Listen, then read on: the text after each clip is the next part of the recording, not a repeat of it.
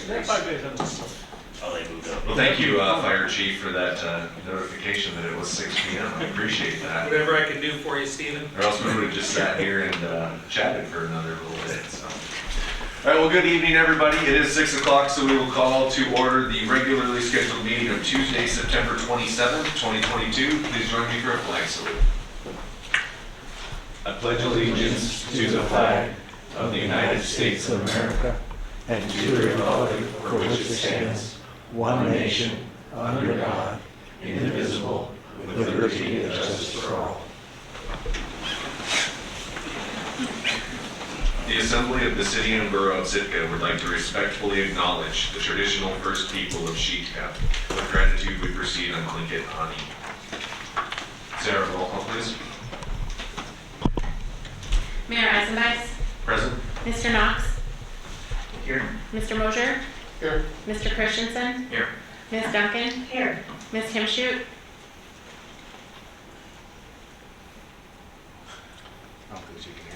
Rebecca, can you hear us? Radio check. We cannot hear you, however.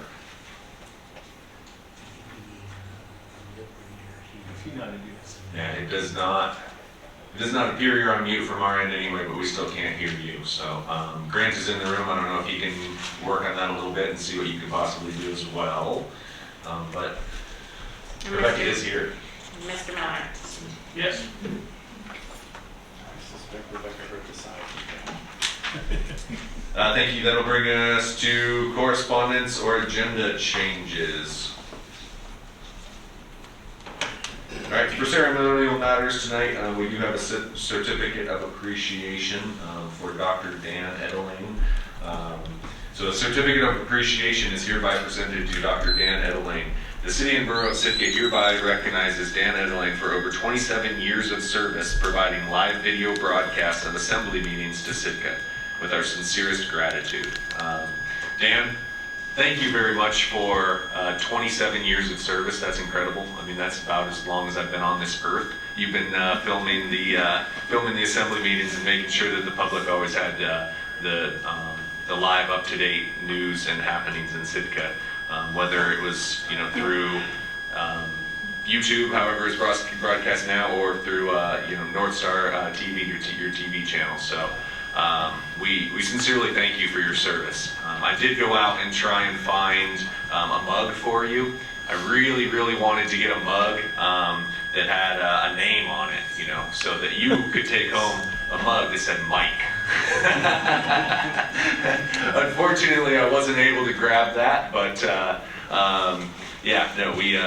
we appreciate your time here and sincerely hope that this is not a goodbye, but yet a thank you for the years past. For better or for worse, you know how TV works. You got to come up here and get a nice picture with everything. So come on up front, please.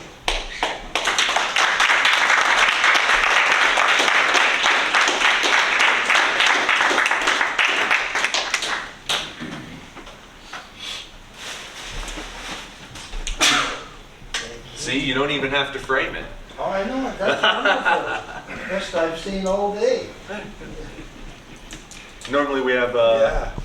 James here, but now we're just on TV. So there's this, and then Sarah made you a goodie bag as Thank well you. too. And I have a little speech. Of course, you want Mike. It's absolutely a pleasure to receive this honor from the Sitka Assembly. It has been and will continue to be a pleasure to provide recordings of the Assembly meetings. Thanks for providing the certificate. My associate Max Messer is serving as the camera operator.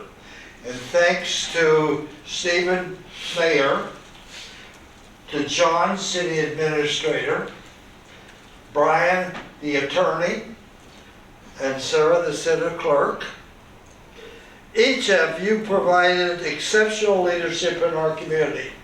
When GCI converted to Yukon TV, I lost capability to broadcast the assemblies live.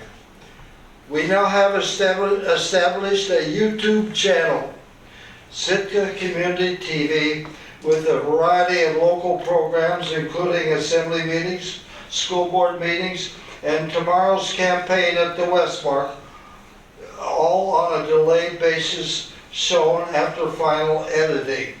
And I heard today that we've had 7,000 viewers over the last 3 months or so.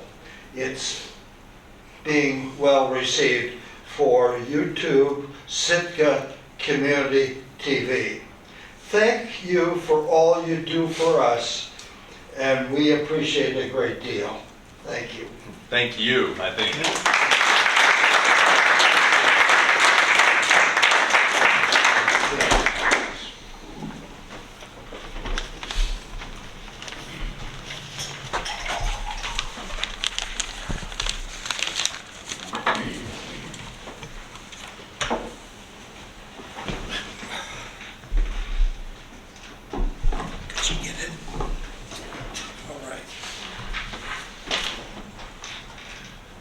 Moving on to special reports. We do have a couple scheduled special reports tonight. We will start with Sitka Tribe of Alaska Chairman Woody Woodmark.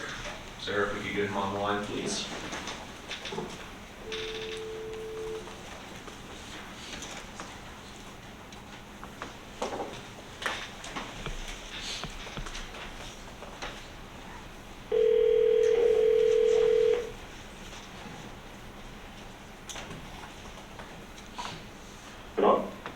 Hi, Woody. It's Sarah calling from the assembly meeting. We're ready for your report. Okay, thank you. Mr. Mayor and assembly members, just a small recap from our meetings in September 7th and the 21st. Let's see, we had a couple of donations requests from the Sitka Football League and the Sitka Police Department for their recent National Night Out campaign. Council looked at increasing higher education funding within the education department for our students. A couple of resolutions with the Forest Service, potentially maybe a formation of a forest partnership between SDA and Sitka Ranger District, and the development of a special forest product plan with the Sitka Ranger District was also looked at. With the upcoming elections, the council appointed an election supervisor and judges. These past 2 meetings appointed. Let's see, yeah, a couple more things. The council accepted the 2021 financial audit that went through our finance committee and our last council meeting, and approved the donation from U.S. for Indigenous Peoples Day coming up. Also, the council acted on a recommendation from the Kayani Commission, Plant Commission, working to potentially talk with Search and let them know if to install a botanical garden on the new hospital grounds. And last but not least, designated the community house as the polling location for the upcoming elections. So that's the report, Mr. Mayor. Thank you very much, Chairman. Appreciate you phoning in this evening. Great. Thank you. Have a good evening.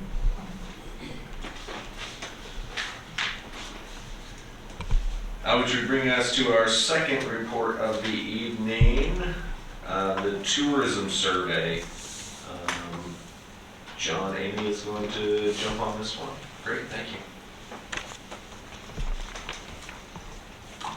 Thank you, Mr. Mayor, Assembly members. Amy Ainsley, Planning and Community Development Director. I just wanted to provide a brief update to the Assembly and to the public tonight that the end of season tourism survey is available for the public to take, for the community to take. It is online at cityofsitka.com. It's there on our front page under current news, and there's also a link on the planning department's page as well. We will be putting out paper copies at City Hall and at the library tomorrow as well. We've heard some feedback that paper copies would be appreciated, so those will also be some spots to access a paper copy. The survey is open until October 15th. And there's kind of two really important reasons that we're asking for everyone to fill out that survey by October 15th. First is that we're just this is our last week of the cruise season. Our last scheduled ship is October 2nd. And so just getting everyone's feedback and thoughts while things are still fresh will be helpful. But also, this survey has been put out in preparation for a joint work session that will be held between the Assembly and the Planning Commission on October 27th. This was a planned session as a part of the short-term tourism plan, an opportunity for us to pause and reflect on the season, to discuss what worked, what didn't, what we want to do next season. And so it's really important for us to hear from the community about those things. What impacted you, and how did city services work out or not, and what would you like us to do for next season? So again, visit cityofsitka.com and please fill out that survey by October 15th. That's everything I have. Thank you. Thank you, appreciate that.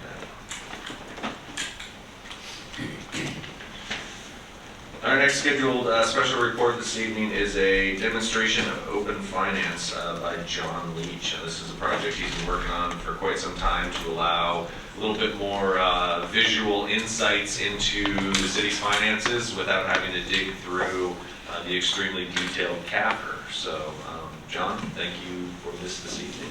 Yeah, thanks, Mayor. John Leach, City Administrator. So here's my moment to shine. I want to make sure I don't screw up the Zoom thing here. Okay.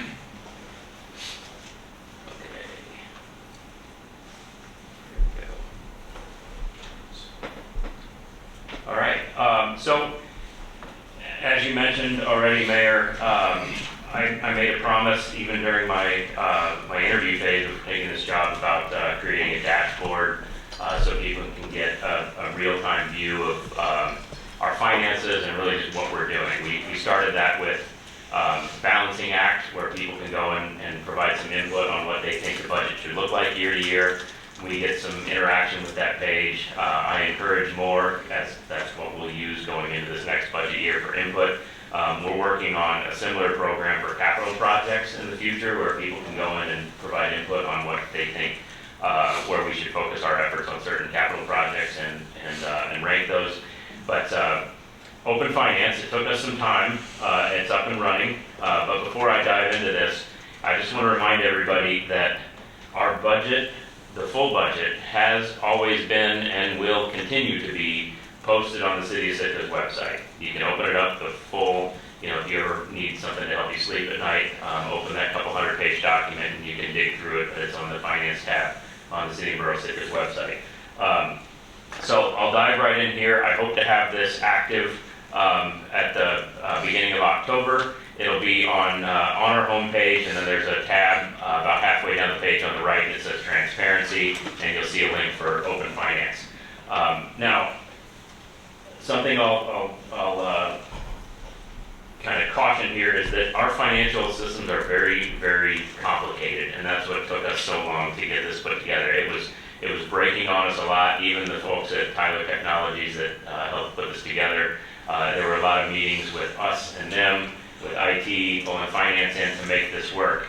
So I'm hoping this tool doesn't lead to more questions. Ideally, people go and they interact with it and they do what they want with it to create less questions and have everything right out there. But we're happy to answer questions as they pop up, and you'll see some of the messages as we click through here. So again, I'll be very quick. Now, as you dive into this, there's a certain level of detail you're going to get. I know there's some who are never, ever, ever going to be satisfied with the level of detail we provide. So if you're that person that wants to know, on last Tuesday, how much gas did we put in truck number 484 in the electric department, you're not going to find that. Even our financial systems aren't that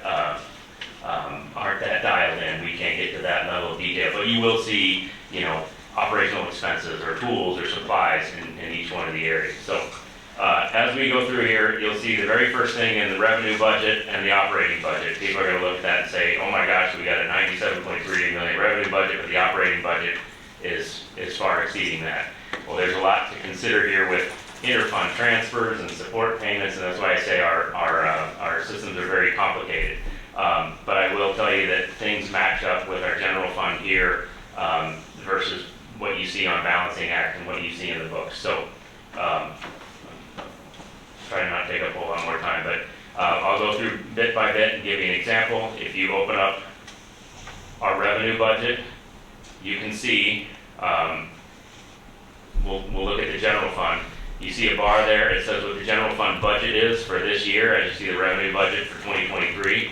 And then you see two lines there. The light line is what the adopted budget is, and then the dark orange line is what real-time revenues are. And if you prefer, you can dig right into there and click on it. Now you can see where it's coming from, sales tax, property tax. But you'll keep drilling in, and then it'll get to a point where you can't go any further down. So that's on the revenue side. You can always hit this return to open finance. You go right back here. And I'll skip going through every one of these, but some things that I think people will like is there's these standard reports down at the bottom where it kind of puts this information together. It says, who are the top vendors? Who are the people that we have to pay the most money to over this year? You can drill into there and you can say, who are the people we pay the most money to over all of history that we have in here. So you can scroll through, see top vendors, top departments, you can see top categories. You can see your open payroll, so you can see which job functions cost us the most. And yes, if you want to see what my salary is, that's right there. And as a quick way to get to it, you can go in the search bar and you can just type in administrator. Some choices will pop up there. It's thinking. But you can go to open payroll, click on administrator, and it's going to show exactly what is budgeted and what real time is coming through from me. If you want to look at all the payroll, all the expenses, all the tabs at the top here, you can go to open payroll, you can search by department. And this is the last thing I will throw out there, so I'll use police for example. If you click on police, because it was up there, you're going to see this high number for police officers. That doesn't mean one police officer gets paid that. When you click in on that, then it breaks it down to employee ID number, so you can see that it's kind of consolidating a bunch of the officer positions into one on that higher level report. So again, that's a very a brief look at it. I encourage people to go mess around with it, find the bugs, let me know where it doesn't work, and if there's more information that you want to see and we're able to provide that through our systems, we will gladly do that. So hopefully by the beginning of October, I will have this up and live on the website. Thank you for your time. Great, appreciate that. Hope that that's going to be as useful for the community as the time that you spent getting it live and active. And I think it'd be helpful to remind people periodically that does exist as your time develops here. Which will bring us to our last scheduled report this evening, the Sitka Seaplane Base 30% Design Update. Michael Harmon, it looks like you got this one.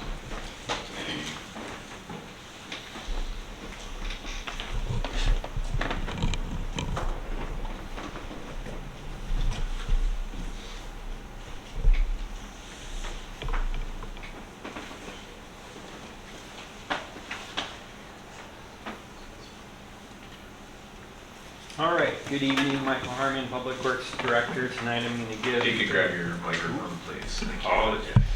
Michael Harmon, Public Works Director. Tonight I'm going to give a quick 35% milestone update on the Sitka Seaplane Base. I say quick because there's a lot to this project. You may not think it's as quick as you want it, so you can tell me to move along if I'm taking too long. Also, I'll try and go fairly rapid, so if there's anything you want me to expand upon, just jump in on any slide and fire away with questions. So project overview, I'm going to go over the timeline, the current engineering design at 35%, some nuances that are going on with the environmental process, and our steps moving forward and status of the land acquisition, overall project schedule and next steps moving forward. This project is, many of you probably know, been going on for over 20 years now, but I always like to go back through and talk a little history. Even after 20 years, we get comments, where did this project come from? Haven't heard about it. So any opportunity I can do to kind of repeat some of these steps that have gone on. We've done several master plans, studied this up and down the road system, narrowed in on the channel as a key area that we wanted this facility to be at as a community, and then we honed that in closer to the location that we're at today. We've got stakeholder groups. We've had this as a legislative priority. We have state support for the upland property purchase, which is through them. We've had the assembly adopted as a high priority project over the years. We most recently adopted a resolution about a year ago in 2021, really solidifying the location and to move forward into the design phase of the project, which that was a large commitment on the FAA funding side. Once you do that, you're committing to build some sort of project, or you're at risk of needing to pay back any funds that we've spent in those phases. 20-some years later, do we have any opposition or concerns for this project? Absolutely. If you recall, a year ago when we had that resolution, we had presentations from different bodies with concerns. Those concerns are addressed through the environmental process under the federal project guidelines, so that is continuing to be addressed, and I'll talk about that a little bit more in future slides. But the environmental process, big picture, is supposed to look at based on the scope of the project, is it right size, is it in the right location, is there any major red flags that would say it shouldn't move forward? Then next steps, if it can move forward, are there anything that should be mitigated, any impacts associated to it? That has been gone through, and we got the highest level of approval, so to speak, of a finding of no significant impact. That means, yes, it's an appropriate location, appropriate scope, and there is not any major mitigation that has to happen as a result of the project. So that happened back in September, I believe, of 2021 that we got that status. Some concerns moving forward outside of that will be addressed through things like partnerships, like with STA, to have them involved in the archaeological findings that we may discover during construction. So we'll work on setting up an agreement with them if they'd like to be on site and be involved in that. So we're also working steps in those regards. The existing Seaplane base, woefully undersized for the needs that are projected in the business case studies that have been done. I think you're aware it's at the end of its functional life. We've done some emergency repairs to it to keep it afloat. Even those repairs will soon be coming to the end of their design lives. Location's not ideal for any type of expansion that meets the future needs. There's conflicts in the channel in this location, any number of things. So that's why we're here today, why we are looking at a new facility to meet the future projections, and why we are looking at a different location. As this project moved forward more specifically in the last couple of years, we've ramped up scoping meetings, public processes, mainly through the environmental process. What has allowed this project really to move forward to the next level is the state's commitment, when we made it a high legislative priority and lobbied the state to participate in selling the uplands that allowed the the project to get off dead center, so to speak, over all the years and really elevate it into a moving forward project with federal funding. So pretty standard process. Environmental's heavily involved in getting stakeholders together, and outreach is demonstrated in this slide over that stage of the project up to the 35%.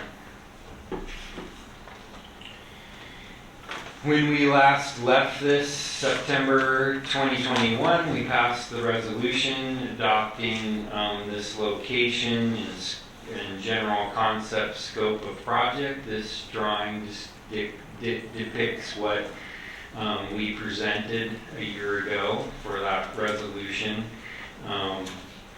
And basically what you're looking at here, where you see, I'll use my cursor here, everything in the, oops, excuse me, gentle with the cursor. Everything that you see in these contoured dark lines is your water infrastructure. What you're seeing here is a dock that stretches out here in the yellow, and these are individual permanent moorage spots for seaplanes on both sides of it. And these little depictions here are the different types of planes parking on both sides of this. And then as you move over to this other yellow side, this is where the transient floats are for planes coming and going, actively coming and going. We have some potential for wave attenuation barriers out here and additional docks out here. Everything in dash was not included with the scope, but are potential additives later in the project. And you have a drive down ramp so you can drive down and get better access to the planes. And then you have an upland facility here that consists of a ramp to pull planes out of the water to do work on them, park them throughout a working yard here, have a parking area for activities to come and go, especially for not only the permanent moorage, but of course the transient use. If you have some type of commercial activity, how those passengers park and come and go from the facility. And this just depicts a driving down ramp, because the elevation of this is lower than the road up here, so it's just simply an access down to the main working area and parking area. So we moved this forward. The scope of this project has always been thought of somewhere around the $15 million range for a project of this magnitude. And then we got the land acquisition at about $1 million, and looked at a match, assuming FAA 6.25% is what their standard match would be somewhere around $1 million. Now moving forward, we've brought on all the designers, we've detailed out everything about the scope of this project. We've brought Seaplane base users in to give us ideas of what they like and don't like to improve it. And we've brought in at this stage, you bring in a professional cost estimator. That's required by FAA to make sure we're getting the cost right. And through that process, you can see right away on this slide, now we're sitting at a construction estimate of $34 million, which puts a CPS match at over $2 million. So the CPS match is doubling as we refine this design. Looking at, so this better depicts the water side. Pretty similar scope to what we presented a year ago, a little bit of expansion of more transient here that we added, and some small bells and whistles. We've also taken some things away, so all in all the scope's not much different. This details out the uplands. You can see pretty similar. You have a ramp to pull up the planes. Parking areas moved a little bit, but more or less nothing has significantly changed from when the scope was approved. looking at a year ago to today, what's going on with cost, and we've analyzed that quite a bit. There is some increased scope to the longer permanent slip floats, larger transient float area. We increased it by 3 slips, and you have a little bit more extended area for vehicle turnaround and putting the fuel down on the dock. Those all have some increased cost to them. We have a little bit of increase to the uplands for the wants and wishes to have better facilities for commercial use when passengers come to get out of the weather. But the real significant change that we are seeing in the cost is a little bit twofold, more minorly so, is inaccuracies that you will get not having a professional cost estimator, not having the design engineers detailing everything out, but more so is inflation is just unprecedented. What we're seeing, saw that in my presentation last assembly meeting with the airport project, we're seeing it on all our projects. It's like nothing I've seen before. And I watched the Blue Lake Dam from the outside, and that wasn't an inflationary. I think that was more of an accuracy issue that you will see from an early concept and carrying that cost through too long and not adjusting it. Just not seeing very much of that here. It's mainly the unprecedented inflation since COVID hit us and market conditions. So the professional cost estimator was able to vet that out pretty good with some recent bids that have come in.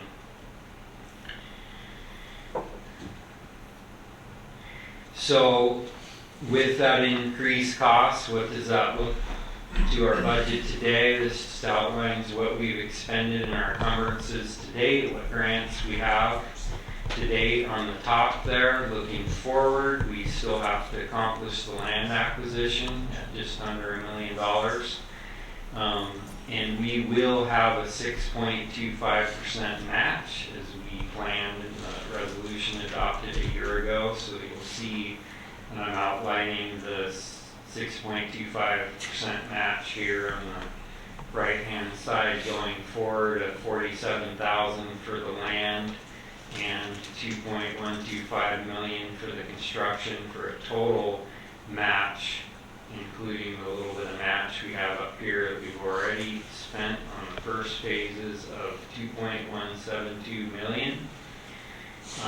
Have a minor nuance to this, that the land acquisition will have some administrative costs. This is straight the offer price that I plugged in there for that the state agreed on. We'll have some administrative costs to process that, so this will go up a little bit, but I don't think it's too significant.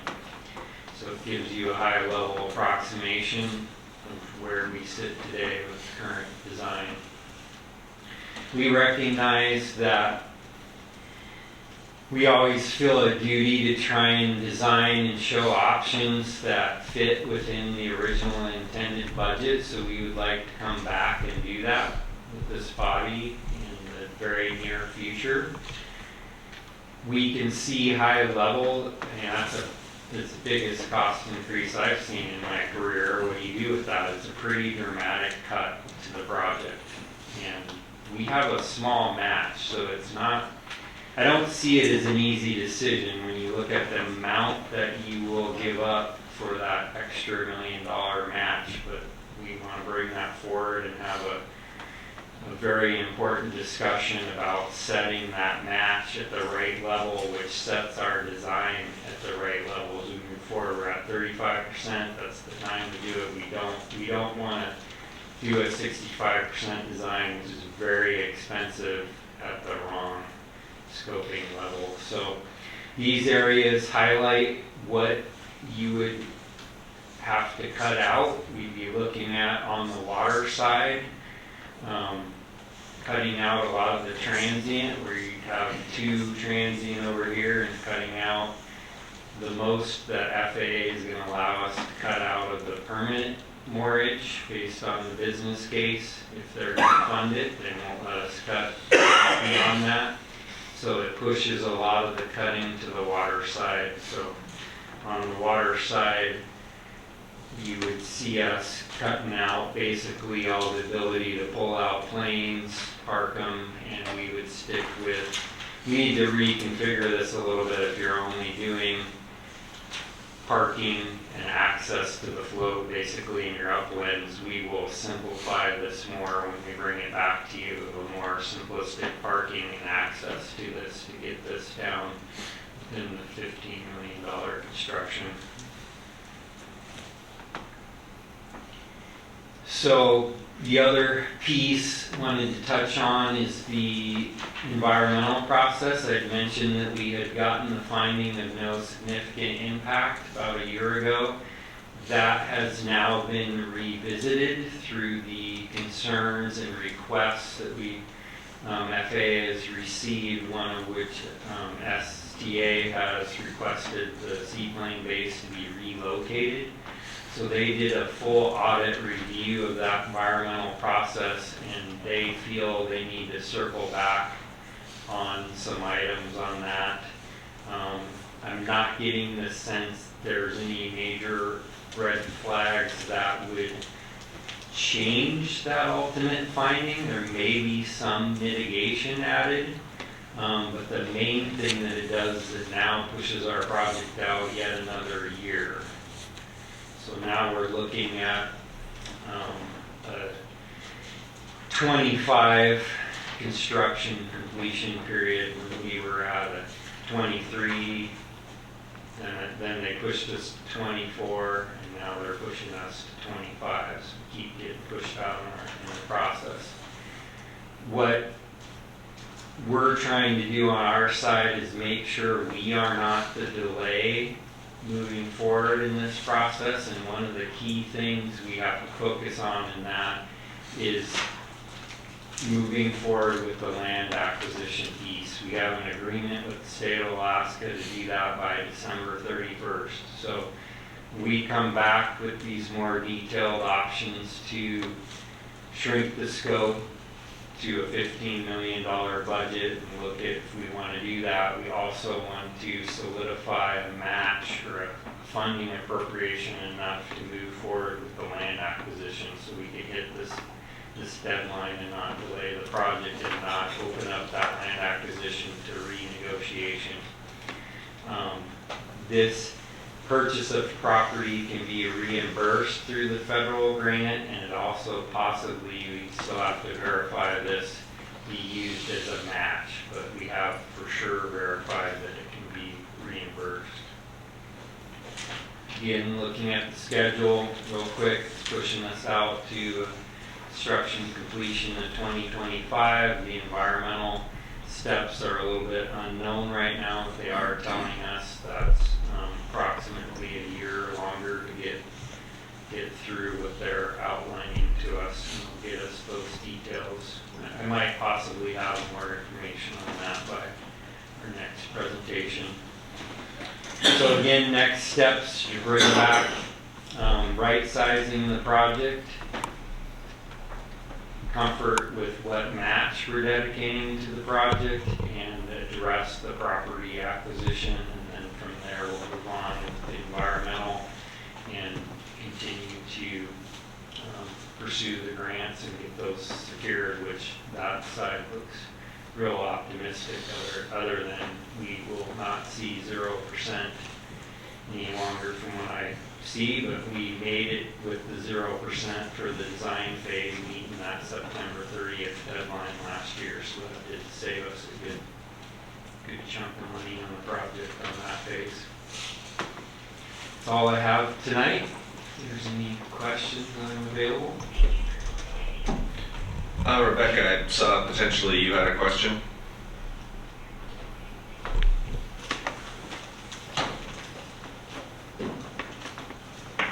No. It says you're talking, Rebecca, but we still can't hear.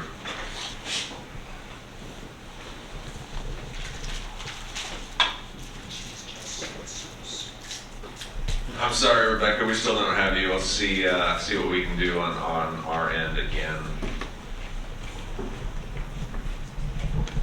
Is there any other questions from the assembly? Thank you, Michael, for that. Appreciate you updating us, and then appreciate bringing it back to the assembly for a proper scoping. 34 million is quite different than 15 million.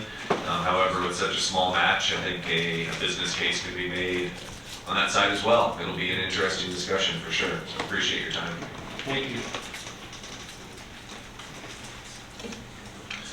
All right, so continue on with our special reports. Is there any other government-to-government reports this evening? Municipal boards, commissions, committees? Municipal departments? School district? Then students and guests. All right, before we go into persons to be heard, Rebecca, I just want to see if we can hear you at this point.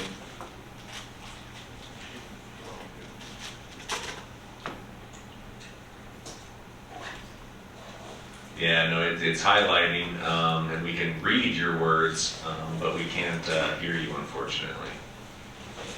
Grant's continuing to work on it.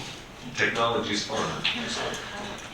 All right, so this will bring us to persons to be heard. This is public participation for any item off of tonight's agenda, not to exceed 3 minutes for any individual.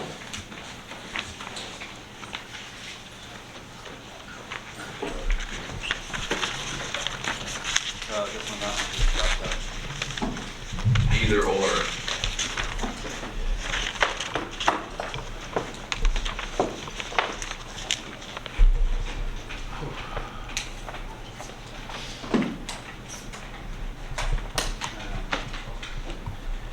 My name is Ryan Hurt. Lately I've been looking at everything that's been happening. Sorry I've been here. I've been trying to build a city and do it for free. So I joined the Master Mentorship Program for $14,000. BB University was $11,000, $10,000 scholarship. I got $1,000 that it cost me to learn how to turn rental properties into B&Bs, which I can make $2,000 a room for everyone that I rent. I can rent the next place and give that to students for $250 a month. So essentially I can fix the housing problem with that. So tourists coming here would pay for cost of living for locals. So essentially the Airbnbs would pay for the locals' rooms at a reduced cost. Zero to Dangerous is teaching people how to take distraction out of life and not creativity as well. So I'll be running that class as soon as I finish my college course. Path to Prosperity Conference with Eileen Wilder and Leroy. I will be teaching that myself on that one. Perfect Week Method, Tad Clayton and Tim Uchek, $14,800 class. I will be taking and then teaching kids that.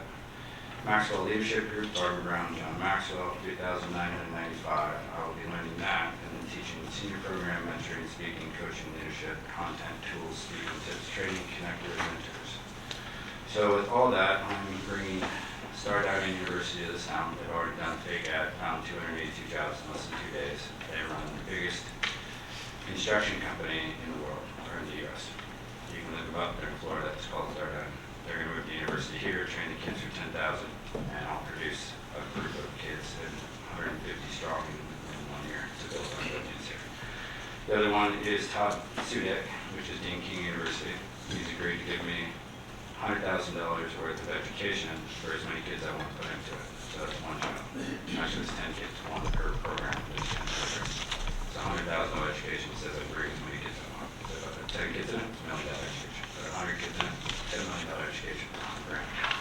And all the tools, and all the advertising, the business, everything. Teaches everything for 3 years.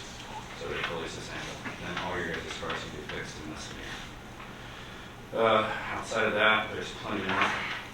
I'm opening up a project management group for property management, and there's insurance was my other problem, and I guess they're having a meeting tomorrow about insurance, which will be Michael Hale is going to be teaching me how to do that. So I'll be taking workshop programs to the schools. So every student every year will be graduating with about a $60,000 to $80,000 increase in budget, and a company once they graduate high school to fix this now. And that's all free.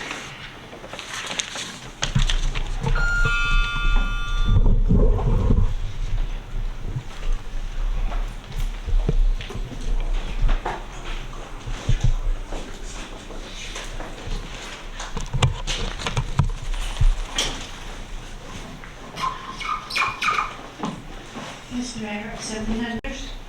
My name is Joy Light, and I'm a concerned citizen about the garbage that's next to my building on 410 Lake Street. If I may pass the photos around.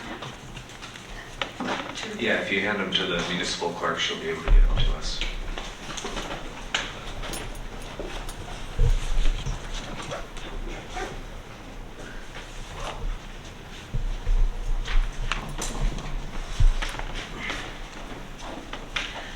I've been to a couple of different agencies to try and figure out what can be done about this problem. It's an eyesore for the city, and I understand after talking to the fire chief that there is no ordinance to govern persons from having trash in their yard. I mean, this not only, this property not only is distributing meth and drugs, and nobody's paying any attention to it. It needs to be cleaned up. There's a black mold which causes skin rashes, sinus problems, red eyes. I've been looking at this for like 3 years, and it's not fair that we can have the end of DeGroff cut off with no word at all with talking to the assembly or anybody else that I know of, and that can be done like that, and nobody cares about garbage all over the yard. It's a disgrace for our town to have this right in the middle of town. It's right next to the senior center and Swan Lake Terrace, and it's just, I don't know. I don't know why that there is no ordinance.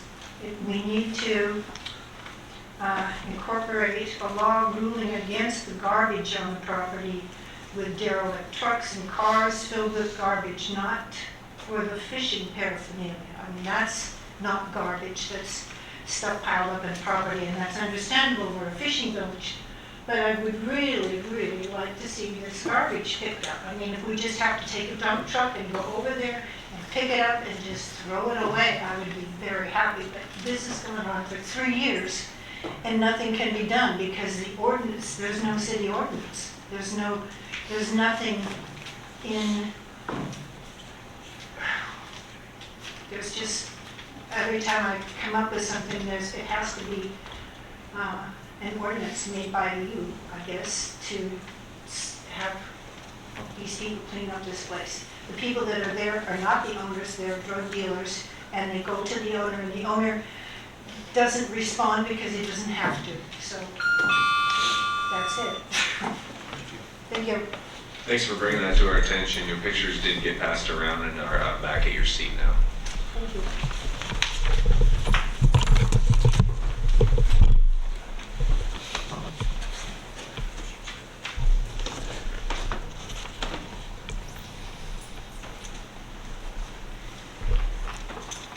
Carol Boyson. And you'll have to turn on the mic on the very bottom. That's all right. Thank you. Carol Boyson, Sitka. Etulain. ICLEI, or International Council for Local Environmental Initiatives. More accurately, it is also identified as Local Governments for Sustainability, and it was founded in 1990. It is the world's leading network of local and regional governments committed to sustainable development. Its headquarters are in Toronto, Canada, with a U.S. office in Washington, D.C. It is an independent nonprofit, not part of the United Nations, even though it is a worldwide organization. The evaluative and comprehensive tools that it provides for municipalities are invaluable, especially for smaller communities like Sitka. I say this because this is what they provide: a software platform for completing greenhouse gas inventories. And we all know that these inventories are required for most grant applications. Also provides a live person tech assistance for frameworks and networks to advance sustainability. Also provides platforms and live person assistance, and this is really important, live person assistance for completing federal and state grants as they come available. And it seems to me this is invaluable given the federal and state money that is coming available for infrastructure and for climate and sustainable programs. I ask the Assembly, wait a minute, with this membership, I'm asking for the membership, with this membership we can be shovel ready for grant applications. Our new sustainability coordinator and commission can both benefit immeasurably from this resource. Both Homer and Anchorage have membership and are very lively participants in ICLEI. I ask the Assembly to direct the administrator to allocate funds for an ICLEI membership. Sitka was a member in 2008 through 2012, and this membership is more needed now than ever before. I'll send each of you and the administrator an email with a link to the site so you can see for yourself. This is a three-legged stool that you have wisely built with a sustainability staff person and a citizen commission. Now add the third leg to that stool, an ICLEI membership. Thank you.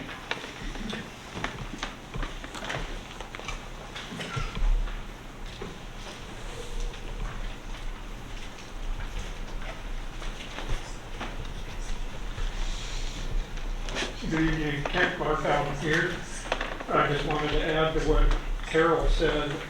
This organization, ICLEI, is really formed and set up and successful at helping municipalities navigate the world of sustainability planning and those functions of our local government. I had some exposure to ICLEI through interactions with Shana, with the sustainability coordinator in Anchorage, and the person in Homer who also works with ICLEI, and their estimation is that it's invaluable, and also that it's very cheap membership cost, $1,200 a year or something like that. The ability to leverage that kind of cost, subtracting from the amount of work the coordinator is going to have to do is just really tremendous. It's as described by people in the state of Alaska working with ICLEI, it's invaluable and a no-brainer kind of thing. So I would support the Assembly directing the administrator to sign up and give a leg up for our new coordinator. Another thing that it brings is a standardization, for instance, in the inventory of greenhouse gases. It's a process to arrive at a result that's accepted by granting agencies, government granting agencies. I mean, it's a legitimate standardized process, and that includes other things than the greenhouse gas inventories. Anyway, I don't think I want to say anymore, so please consider joining ICLEI for our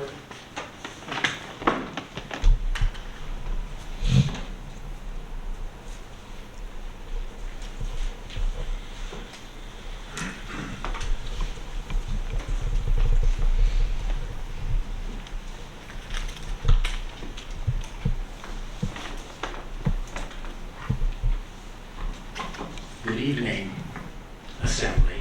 This is Richard Lean speaking. I'd just like to say how wonderfully and palpably quiet downtown was today. It actually felt like a warm blanket enveloping me. And I did miss the diesel fumes, however, because I like sense. When they developed the word gentleman and scholar, they were talking about Dan Etulain. He is an endangered species in Sitka. And that species is somebody who is dedicated, and who is long-term. And his work is really appreciated. And the kind of things he does are so extraordinary because he sits at all the meetings, he records these things, and I hope that there will be individuals who will be able to follow in what he does, because in essence, he's Sitka's historian. And I think that that is something that is very important. When he got up to make his speech, he's been here so long, I thought it was going to start off with 7 years ago, but that didn't happen. One of the important things that you have to see here tonight, since there are object lessons everywhere you go, is that when someone like Joy gets up here, it is a very big deal, and she has a very big concern.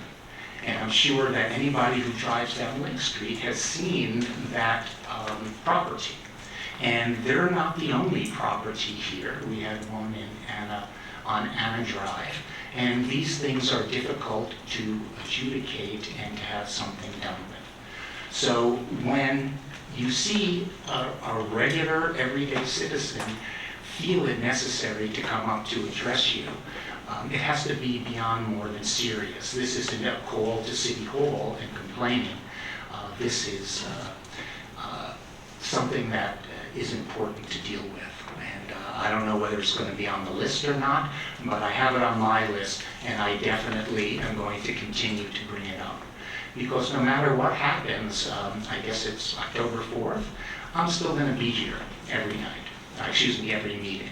And so I will hopefully be your memory and to help you not forget.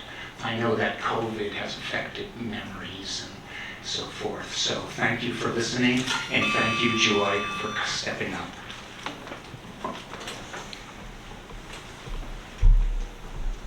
Anyone else to address the assembly this evening? Mayor, I'm going to try to get audio with Rebecca just for Perfect, yeah. just a couple minutes. It is the top of the hour. We'll go ahead and take a 5-minute break while we work on Rebecca's audio issues as well. Thank you. I can stay here for a mic check if you need with her. Welcome to Zoom. Much better. So glad you could participate in spirit and in voice now. I can't see you guys. Is there a way for me to be able to see you? Grant's looking as confused as I am right now, so I think he'll keep poking some buttons as we go forward. Okay, thanks. All right, well, the assembly is seated, so we will jump back into consent agenda. Jump back into the agenda with consent agenda, please. I can do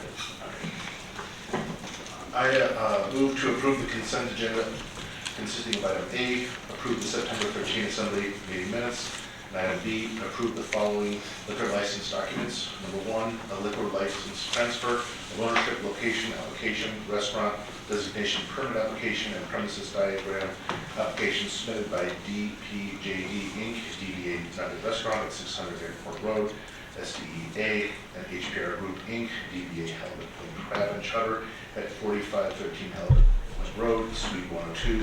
And 2, a new liquor license application, restaurant designation permit application, and premises diagram application submitted by DPJD Inc., DBA United Restaurant at 600 Airport Road, Suite SDEA.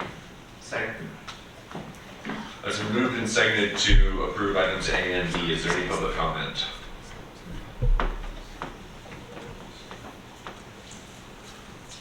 Sarah, on the consent agenda? Okay, on the motion to approve the consent agenda consisting of items A and B, Mayor Eisenbeis, Yes. Ms. Timscher, Yes. Ms. Duncan, Yes. Mr. Mosher, Yes. Mr. Knox, Yes. Mr. Christensen, Yes. and Mr. Miller needed to leave, so he won't be here for the rest of the evening. Thank you for noting that for those listening. And the motion passes 6-0 on the consent agenda. There are no board committee appointments this evening, so we'll go back into unfinished business. Item C, please. I move to approve ordinance 2022-23 on second and final reading, amending Title IV Revenue and Finance of the Sitka General Code by amending Chapter 4.12 Property Tax, Section 4.12025 Exemptions. Second. It's been moved and seconded to approve ordinance 22-23. Is there any public comment?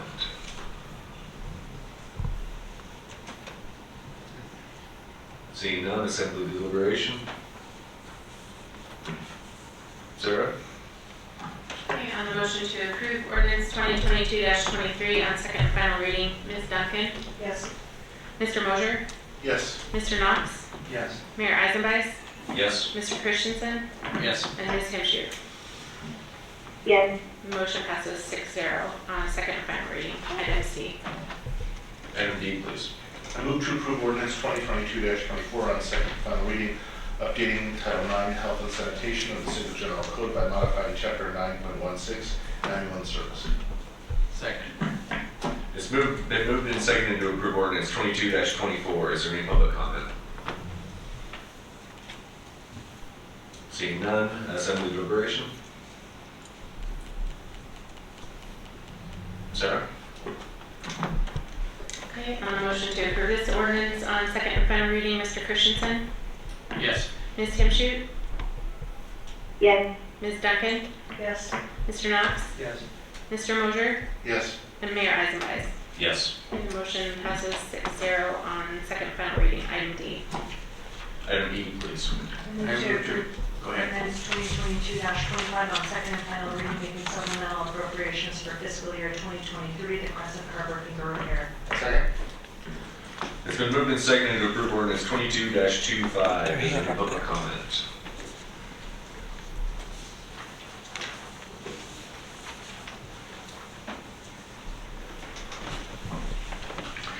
Good evening, this is Richard Lean. This item definitely deserves comment because it needs to be emphasized that this action, which caused the damage on the Crescent Harbor float, is at the end of the day going to cost the city potentially $250,000. It doesn't make a difference what fund it comes out of, but it comes out of our money. And as with anything in life, sometimes you have to ask the question, who pays? And I think that, again, everything is an object lesson. This is a lesson. I hope the individuals who were involved in this understand the absolute import of their actions, but the city will actually feel the consequences, meaning have to replace a costly float from a new harbor. So it needed to be emphasized. This is going to cost potentially $250,000. So thank you. Any other public comment? Assembly deliberation? Sarah? Okay, on the motion to approve ordinance 2022-25 on second and final reading, Ms. Timshu? Yes. Mr. Christensen? Yes. Ms. Duncan? Yes. Mr. Knox? Yes. Mr. Mosier? Yes. And Mayor Eisenbeis? Yes. Motion passes 6-0. Item E. Bring us to new business, item F. I move to approve resolution 2022-26 on first and final reading, adopting the document named the Sitka 2022 through 27 strategic plan. Second. This evening, we're going to have Sarah Singer-Wilson give us a presentation via Zoom to go over this, and then we will open it up to public comment after the presentation. So even though it may be a lengthy presentation, we will not forget the public comment section. I believe it should be more beneficial to hear from her before we do jump into that part. So John, did you have anything to start this off? If not, we'll turn it over to Sarah. Just very quickly, I see Sarah on the line, so thanks for hanging in there and being here with us tonight. I'm excited to get this presented to the community. This has been when we start January, February of this year, it's been a pretty comprehensive process. And I thank Sarah and Melissa, who popped in here too. And everybody else that was involved in this, I thank everybody for their work. And with that, I'll turn it over to Sarah to start the presentation. Thanks. All right, good evening, Mayor and Assembly members. I'm going to share my screen. Hopefully you all can see that. And just take you through an overview of the strategic plan and the journey and how we got to the mission, vision, values, goals, and actions that you see in the document. And I know many of the Assembly members were with us last month, or earlier this month, I should say, on the 1st when we were sharing an overview of the outreach. But this is really to benefit anybody who may have missed that presentation, as well as members of the public, so they can see how this has progressed. So I'll do a quick recap of the process, talk a little bit about the outreach results, a quick overview of what's in the plan, talk briefly about the mission, vision, values, the goals, the actions, as well as we have a public comment review period. And so I'll talk about maybe some of the changes that we've made to the plan as a result of that review process. And then just talk about implementation and next steps in moving your plan forward. So just a quick recap of our process. We started with these goals in mind, that we wanted to develop a plan to guide the city and borough of Sitka over the next 5 years. And we wanted the plan to be informed by the public engagement gathered through the lengthy comprehensive plan update that you did. You guys had a really comprehensive engagement process for that, as well as some additional targeted outreach. And then last, have a process and plan that identifies the vision, the values, some critical strategic initiatives, high-level goals, and a reporting framework to help to foster that accountability. So, as John mentioned, we started this process back in January, scoping and planning the process. We did some work with the Assembly at the workshop in March. In April, we had developed our communications and engagement strategy, and then launched that engagement at the end of April and did outreach with the community through the end of July. Developing the plan in August and September, and then hopefully tonight we'll be able to adopt the plan and begin to celebrate the good work and recognize all of the contributions that everyone has made, and then begin the implementation process. So that's where we've been. Okay, so now just a quick overview of the engagement. I'll talk about some of the activities we did, as well as the results of the survey and the other engagement data. So we had some goals in developing our strategy, so engage those targeted stakeholders, build on the results of the broad engagement done through the comprehensive planning process, create some project awareness both across the organization and the community, and then facilitate inclusive outreach opportunities to make sure that the results of that are reflective of the community. We talked through it, you all may remember seeing this graphic in previous presentations, but we identified many stakeholders in this process and developed tools to target and reach out to each of those. So we thank everybody in the community who responded to our call for input. We used these tools, so we had a website, we put out a fact sheet, we had an online survey that received many responses. We've also pushed it out to social media to generate some buzz and attention. We had media releases, we did radio interviews, we had focus groups. Melissa was out doing lots of presentations. We also had some virtual presentations with community groups. There was a notice that went out with utility bills. We did some community leader interviews, and then we also had a survey developed specifically for staff and some outreach tools to engage the organization. So this is kind of just what that outreach, that engagement calendar looked like. So you can see the community survey. We actually opened that in March, and it ran through the end of July. So many opportunities for people to get involved. And then we kept that engagement going throughout the duration of the project on the website, social media, radio, and news. So, and then I don't know if you all had a chance to see it, but our last, we sent out an e-blast to, I think it was almost 800 people And those were folks who had signed up or who had taken the survey or who participated in some capacity in the outreach. So we did an e-blast to folks and at the end of when the draft was ready, and put a little video out kind of explaining what was in the plan, how to provide public comment on the plan, and just put one last tool out to try and generate some interest and gather feedback from folks. So we had 635 respondents to that online survey. We did 8 community leader interviews, 11 of those community group presentations. We hosted several focus groups and had 35 total people participate in those. Through some of the analytics we pulled from social media, we had about 646 people that we reached through the city and borough sites. And then this was at the best count, 912 website visitors, but that after we sent out that e-blast, we had quite a bit more traffic that went on the website, so I can give you guys an update if you're interested after the presentation.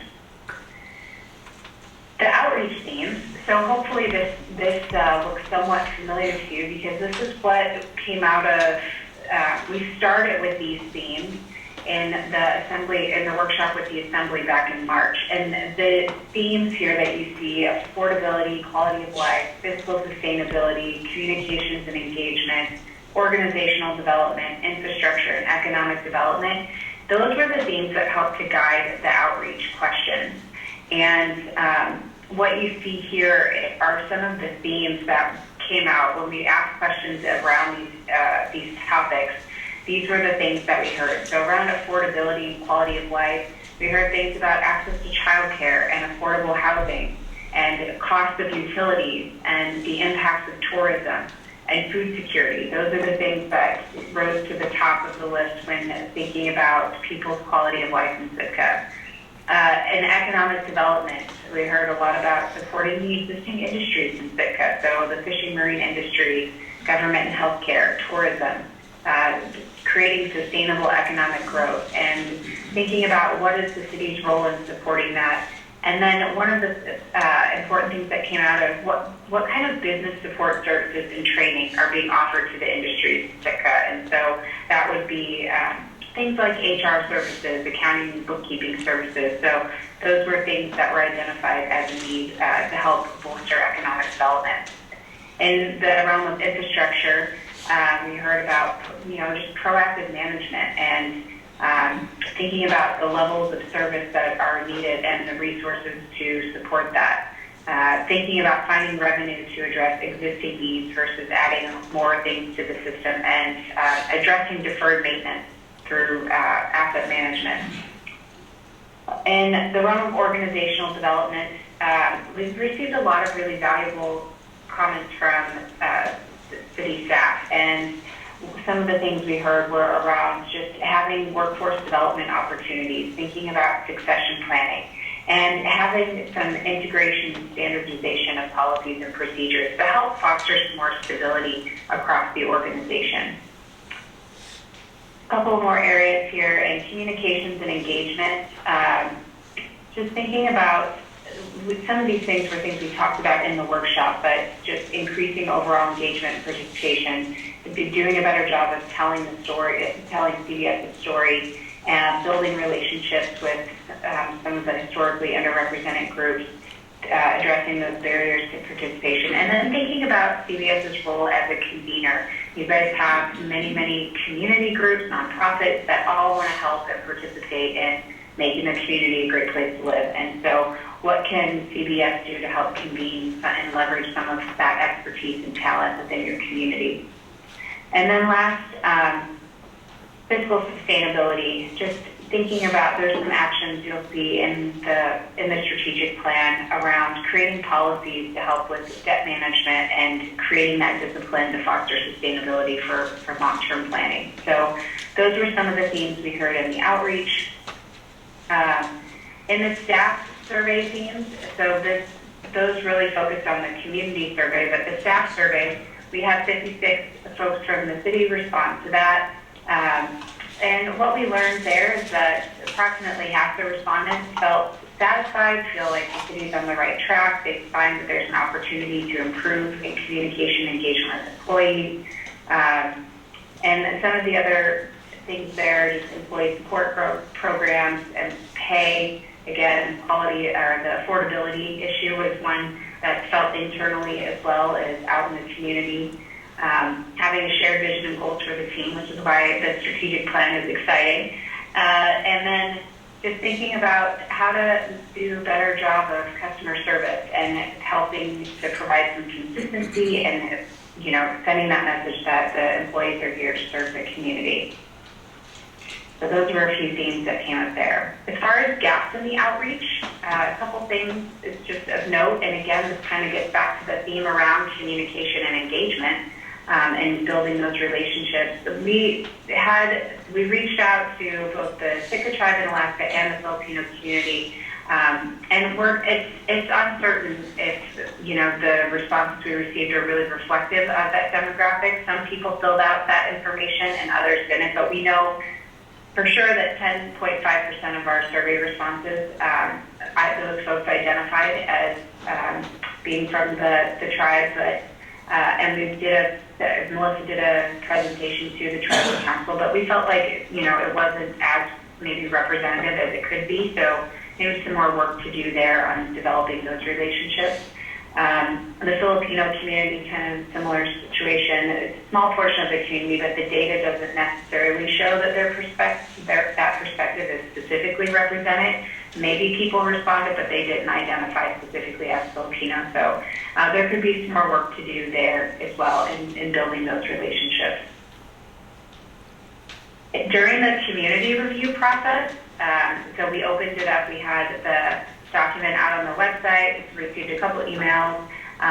So from September 5th through the 19th, we received 21 specific responses to the survey that was posted online.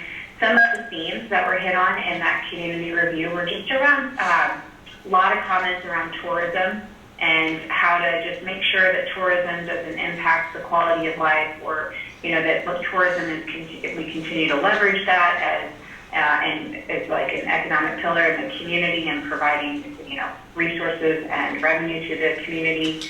So different things were said, but a lot of the suggestions in that realm were very tactical in nature. And so things that, as you guys go to implement the goals around tourism, you can take those comments into consideration and they can help to provide some additional context during the implementation process.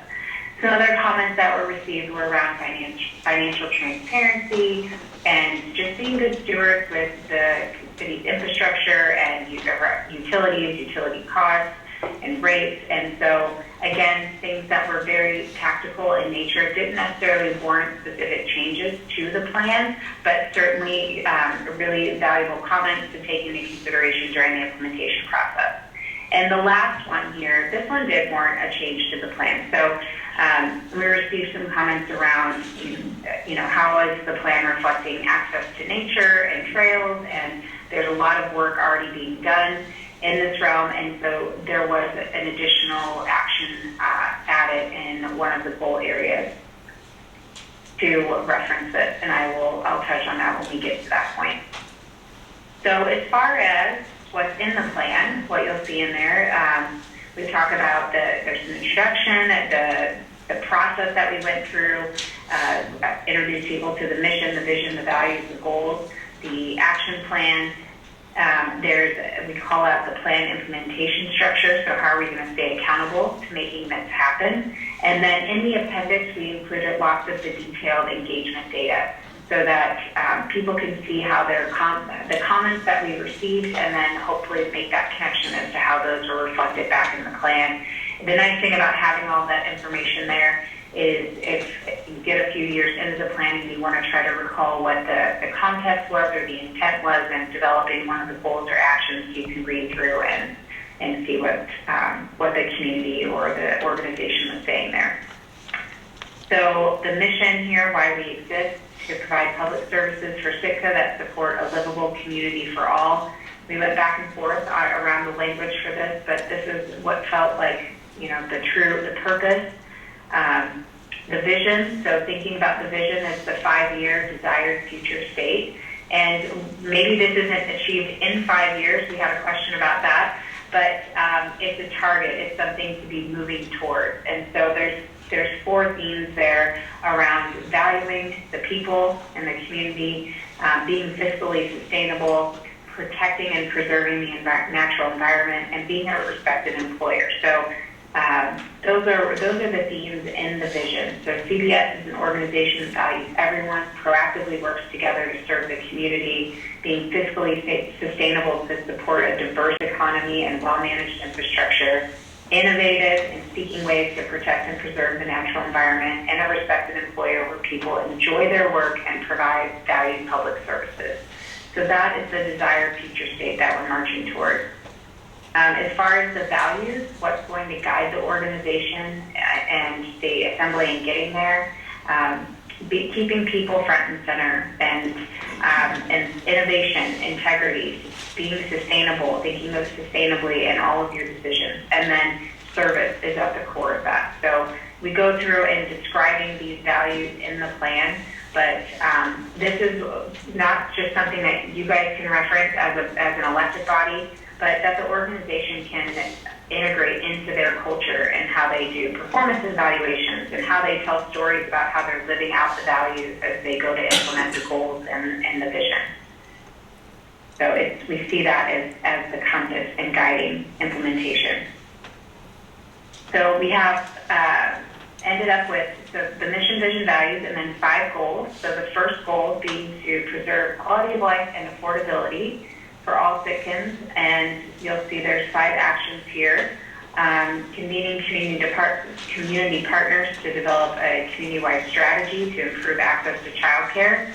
So again, this is one that we heard about over and over again around childcare, and while the city's not solely responsible for that, it's the appropriate level felt like bringing some of those partners together. It's a big complex problem.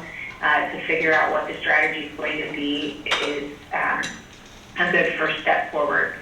It's developing a plan to improve housing options for all in Sitka, identifying opportunities to relieve the burden of utility costs. That was another one that we heard quite a bit about.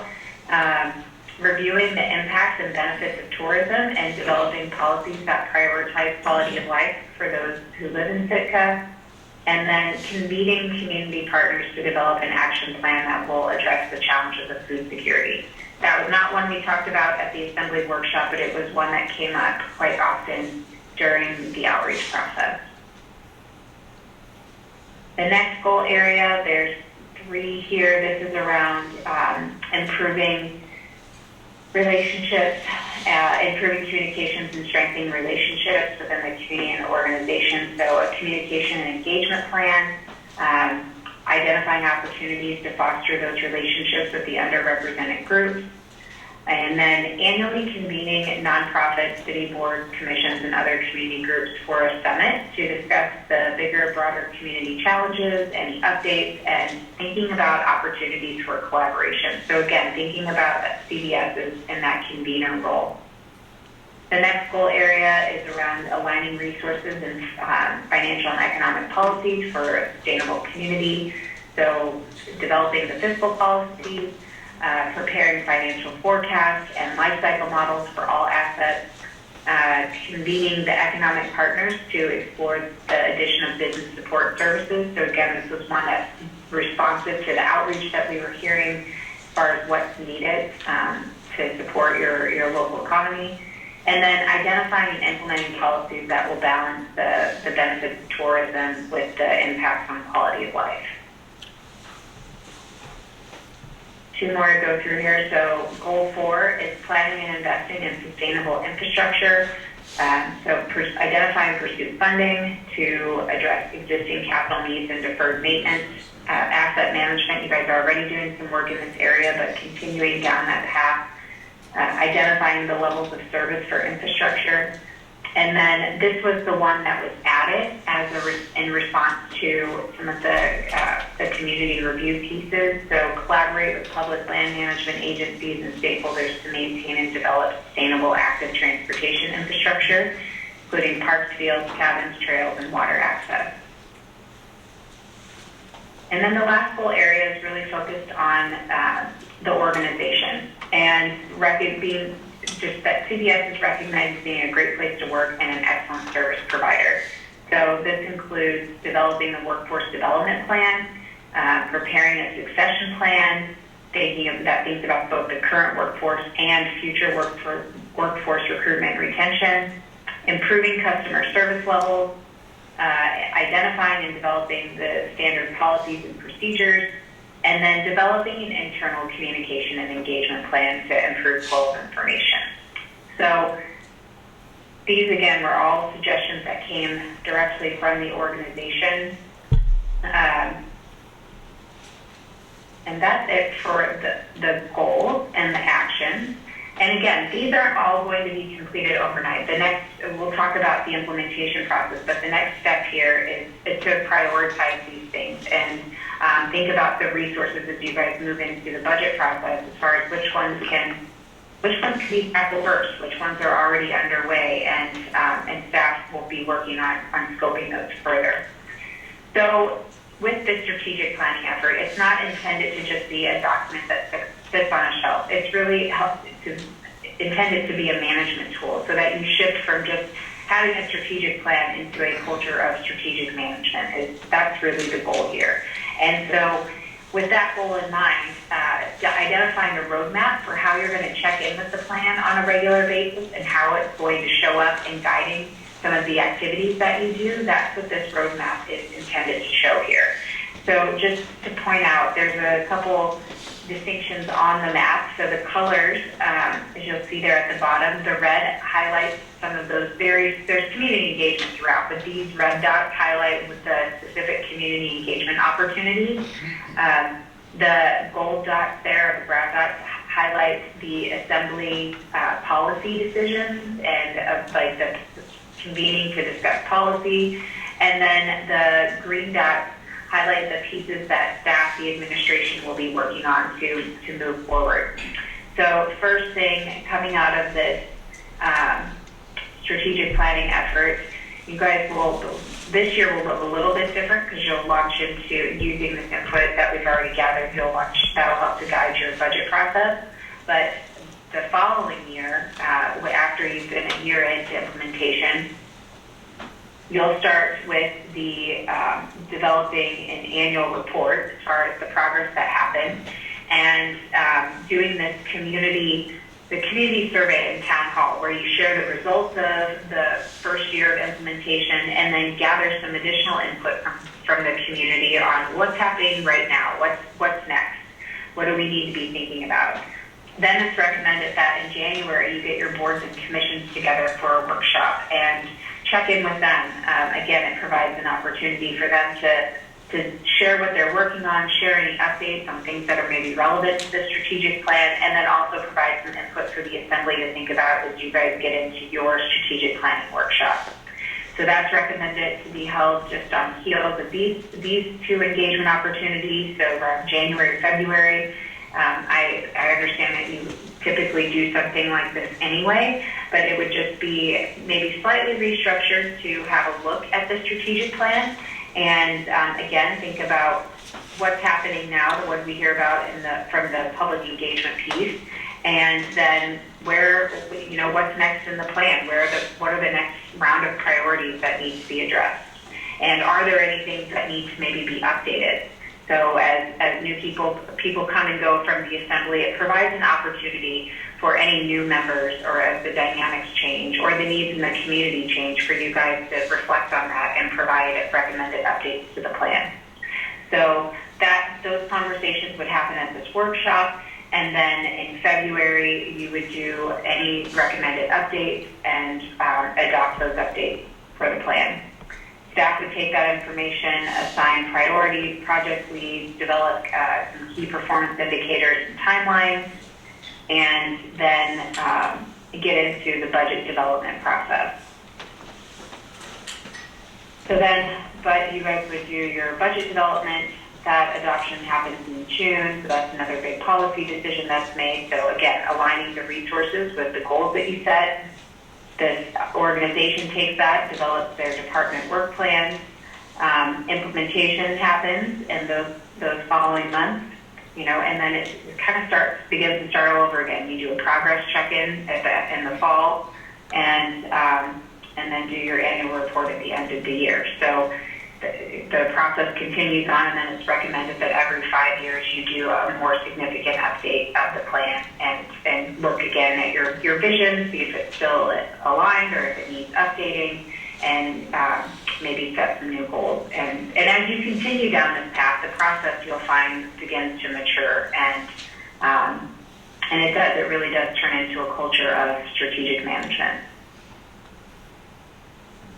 So our next steps at this point are to receive any additional public comments tonight, any feedback from the Assembly, and hopefully prepare to adopt this so that staff can begin the work of implementation. And that I will stop, take a breath, and see if there are any questions that I can answer from the group. Sarah, you forgot the most important word on that slide, and that's celebrate. I think we all want to do that as well. Yes, I support that. Is there any questions? Actually, Sarah, you're going to be on the line for a minute still? Yes, I will be. Okay, perfect. I'm going to open it up to public comment, and then I'll come back to the Assembly if they have any questions for you. So thank you for your patience and hanging out for a minute. Is there any public comment on Resolution 22-26 adopting the strategic plan?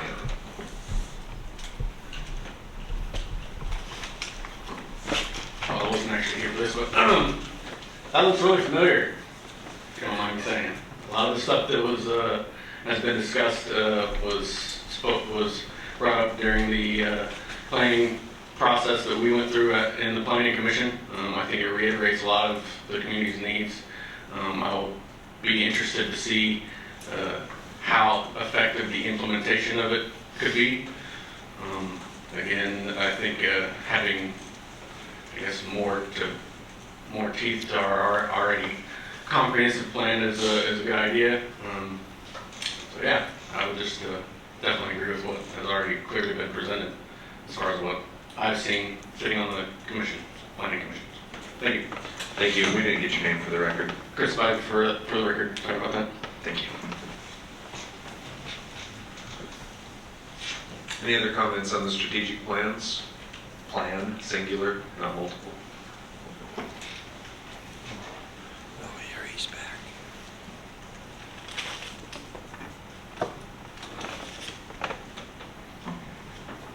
Good evening, Assembly.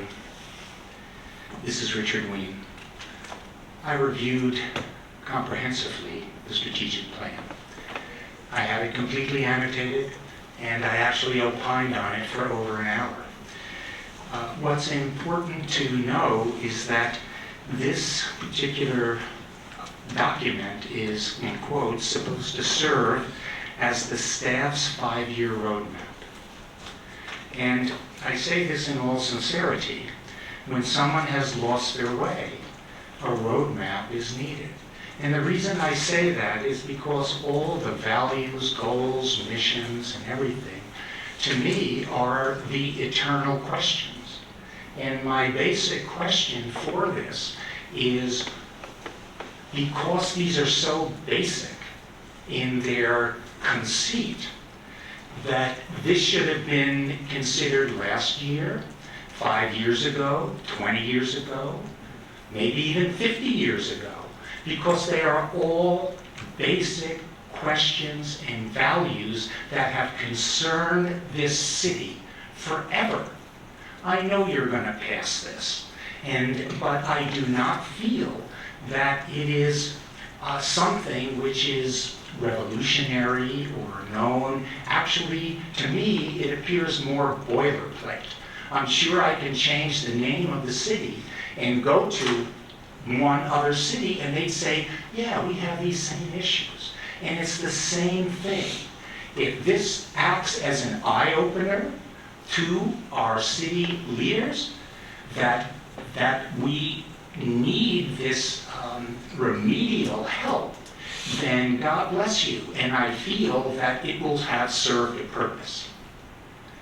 I can, again, speak on this for quite a long time, but I won't belabor it. But I will ask my eternal question. How much did this cost the city? What were the costs for the consulting? And when I deal with costs, you have to take, when you have a meeting, you have to take all those who came to the meeting and deal with their hourly wage and then multiply it all out. And that is the true cost of what was going on. So what is the cost? And, you know, good luck with them. And I firmly believe in transparency and accountability. And when this is passed, I will be happy to hold people accountable and ask for transparency, because that is the foundation of good government. So I'd like to thank Sarah Wilson for her good work. I love your graphics, etc., and I know you're a very experienced individual in this field. And so thank you very much.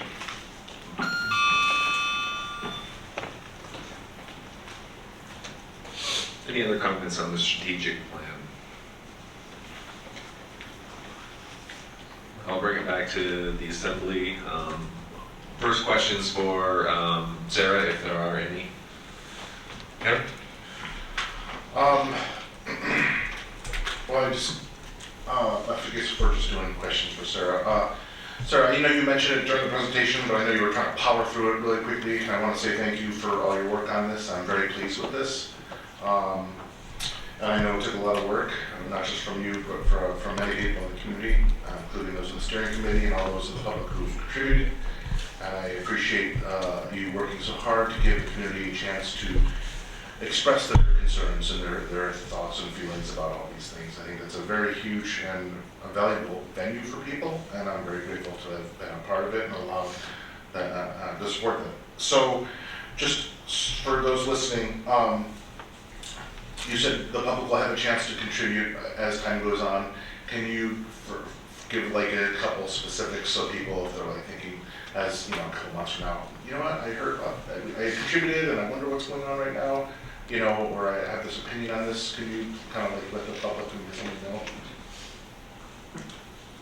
Yeah, so, and I'll be working with John and Melissa as they get into the implementation phase on some recommendations. That's just simple things that can happen to help keep this in front of the community and the assembly. So simple things such as in your staff reports, when there's something coming before the assembly that is referenced in the strategic plan as a goal item, just making note that in the staff report that this is something related to the strategic plan and it's something that came from the community input.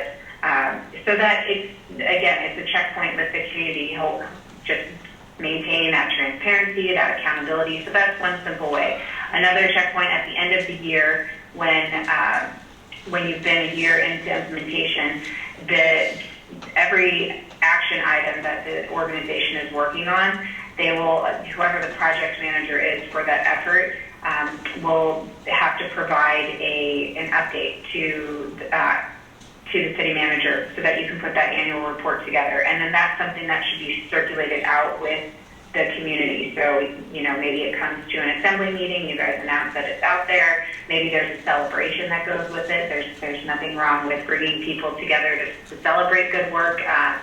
And then again, as I mentioned, there's some sort of community summit or something at the beginning of the year where you not only share the results of year one of implementation, but see where may we need to focus our efforts this next year. Are there updates that need to be made? So those check-ins at the meetings throughout, an end of the year annual report, and then an opportunity at the beginning of the year. Thank you. For update. Yep, you bet. Rebecca, you had something for Sarah?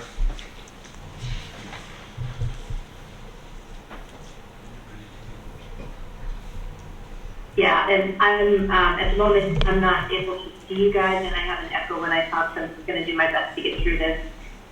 The first thing is I just had a comment, and I have some questions for Sarah or maybe for John. My comment is our mission of provide public services for Sitka to support a livable community for all. that still bothers me, and I understand why we had to use the word livable. But I really think that most Sitkans want a more than livable community, you know, a thriving community, and we never could find exactly the right adjective. So I would say that livable is like the floor, and we need to be aiming a lot higher. There isn't really a ceiling, but for me, I want our community not just to be livable, but to be, you know, a desirable, thriving place for everyone. I need to stop for a second and make sure you can hear me. We can. Sarah, can you hear her as well? Yes. Okay, perfect. Okay. Please, Rebecca, continue. Okay, thanks. So then my question, and then I have one more comment for the community, and then I have questions for Sarah. And my other comment is people are always frustrated with processes that happen. You know, it can't happen in summer, we're busy. It can't happen in December, we're out of town. It can't happen in spring, we're, you know, so there's the reporting out, the celebrating, and then starting the process again in the middle of winter may not feel inviting to some people, but there just really is not ever a time when we can count on everybody being there. So I know there was some thought put into when do we get that community input, and I think it can be ongoing, like you were saying, but that community survey that's going to come out in the winter will certainly capture those people who are spending their full year round in Sitka. So I want the community to be patient with that process and to be vigilant and participate in the process, no matter what time of year the input is asked for. Please give it. And then my question to you, finally, and maybe these questions are for John, but the plan is we're all about aligning resources with goals, and that's kind of the point of the strategic plan. So I want to put a couple hypothetical questions out there. Because in the plan, I don't really see a place where we acknowledge what we're already doing right. So I think people are okay with how we're funding schools to the cap and then adding some things in. So that didn't pop up as a thing that we need to do. Everything in this plan are things that we need to add on to what we're already doing, yet we don't necessarily have additional resources. So my concern is, we're going to have to adjust what we do. So for example, we need to, let's say, repair a road or pave a road, because most of our roads need something, our streets. So John or Sarah, where does that fall in this plan? The community says we really need some paving done. Where does that fall in this plan?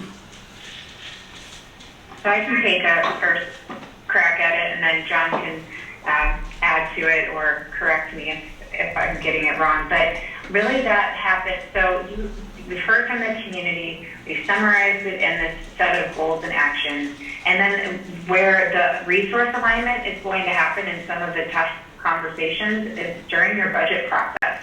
So staff will first have to look at, being strategic about something, and sometimes thinking about if these are the things we're going to do and we don't have unlimited capacity, what are some of the things that we're not going to do? And so those are sometimes some of the conversations that come up during the budget process. And if it's at the policy level for the assembly. Sometimes it happens internally of, we need to change the way we're doing things. Or we need to stop this. This isn't what the community or the assembly is directing, and we need to focus in this other area. So sometimes it happens internally. Sometimes it happens during the budget process with the assembly's policy input, and sometimes it's around process improvement.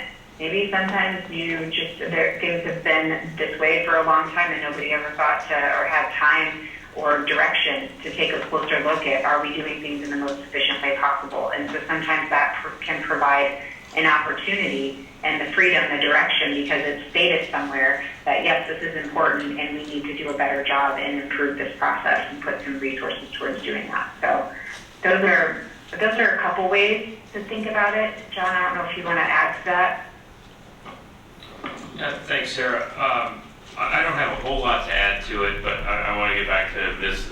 Himshoot's specific question. You brought up the example about a road and what we would do to address some emergency need.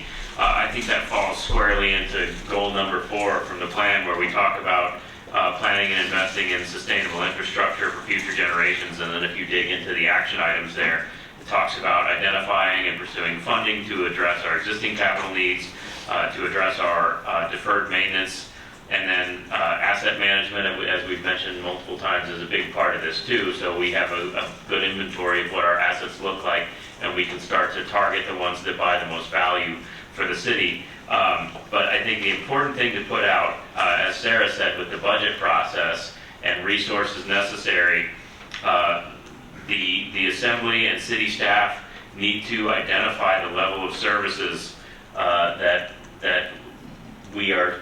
we need to provide to the community.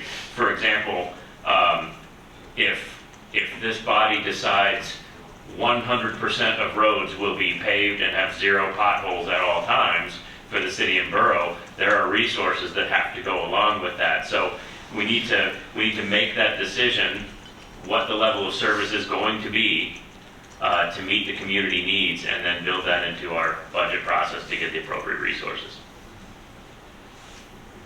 Okay, so if I can just push this a little bit further, when we're looking at the budget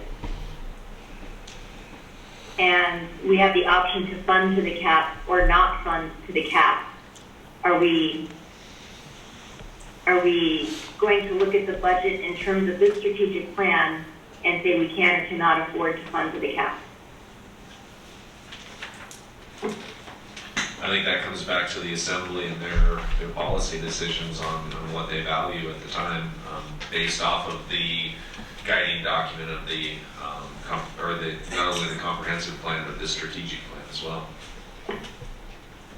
Okay, I guess my question is, we're gonna have to stop doing something. I just want to be careful with what we stop doing in order to do, looking at daycare and the other things in goal 1. We can't add to what we're doing. We're already pretty much at capacity, so we're going to have to stop doing something to start doing some other things. And I'm a little bit worried about how those decisions get made. So that's all I have. Thanks.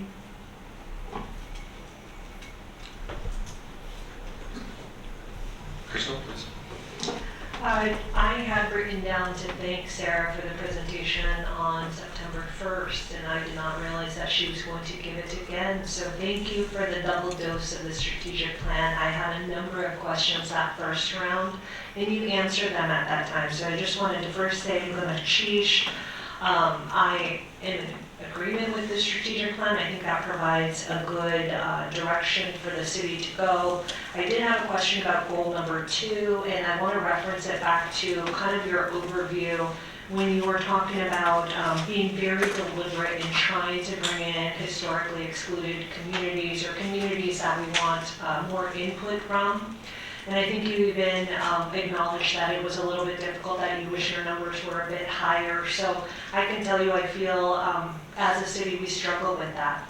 And now we have to implement based around that goal, but maybe this isn't a strong area. So have you ever consulted municipalities on how to take those next steps, or is it truly on us to figure out how to accomplish this goal, which is difficult across not just the city of Sitka, but other places throughout Alaska. This is not isolated to us, but I'm wondering, best practice, where do we go from here? We know it's a goal, we know it's a priority, but it's also very difficult to do. So how do you advise others?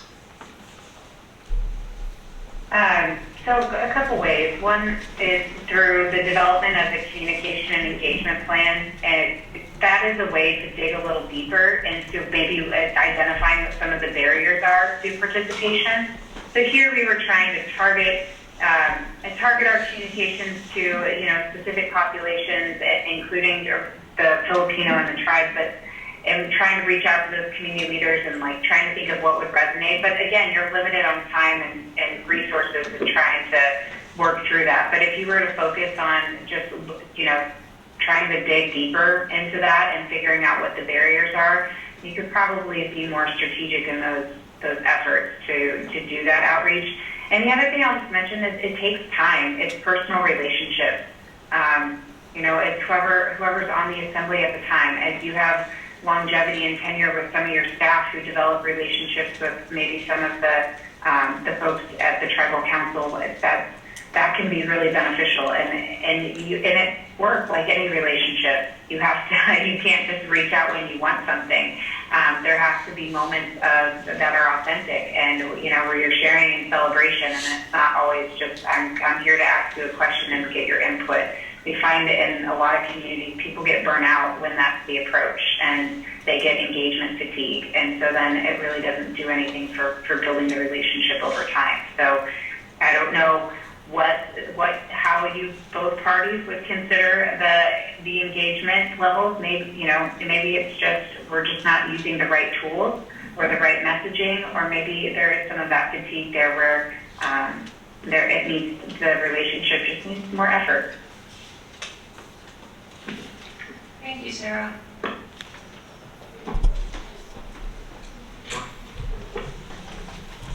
I don't really have much in the way of questions, but I would kind of going through this, a few observations or comments. I think it's interesting this. First of all, that it complements the strategic plan.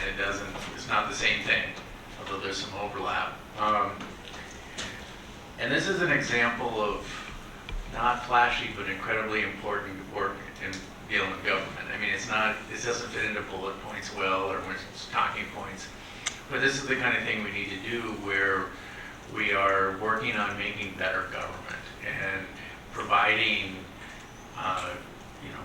the strategig overview.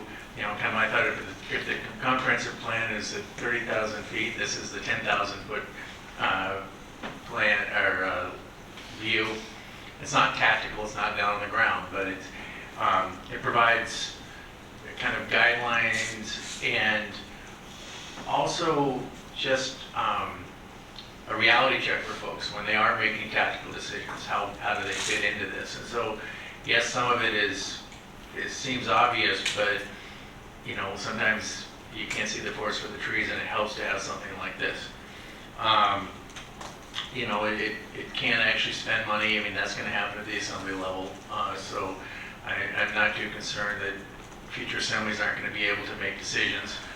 But it's nice to be able to have this kind of overarching, this is where we'd like to be. Here are some of the things we have to do to reach those.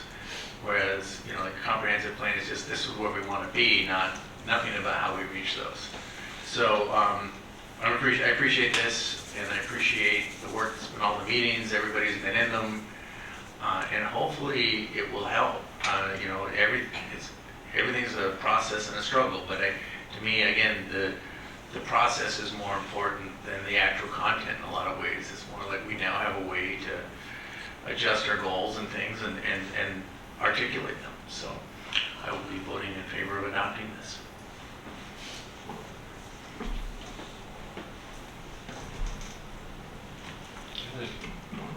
Yeah, I really appreciate it too. I know that my tenure is short here, and that others will be mostly dealing with this.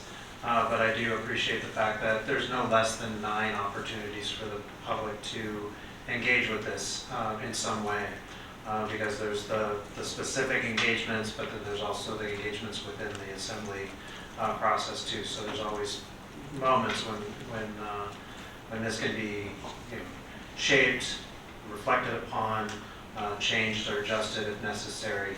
And I think that's a great thing.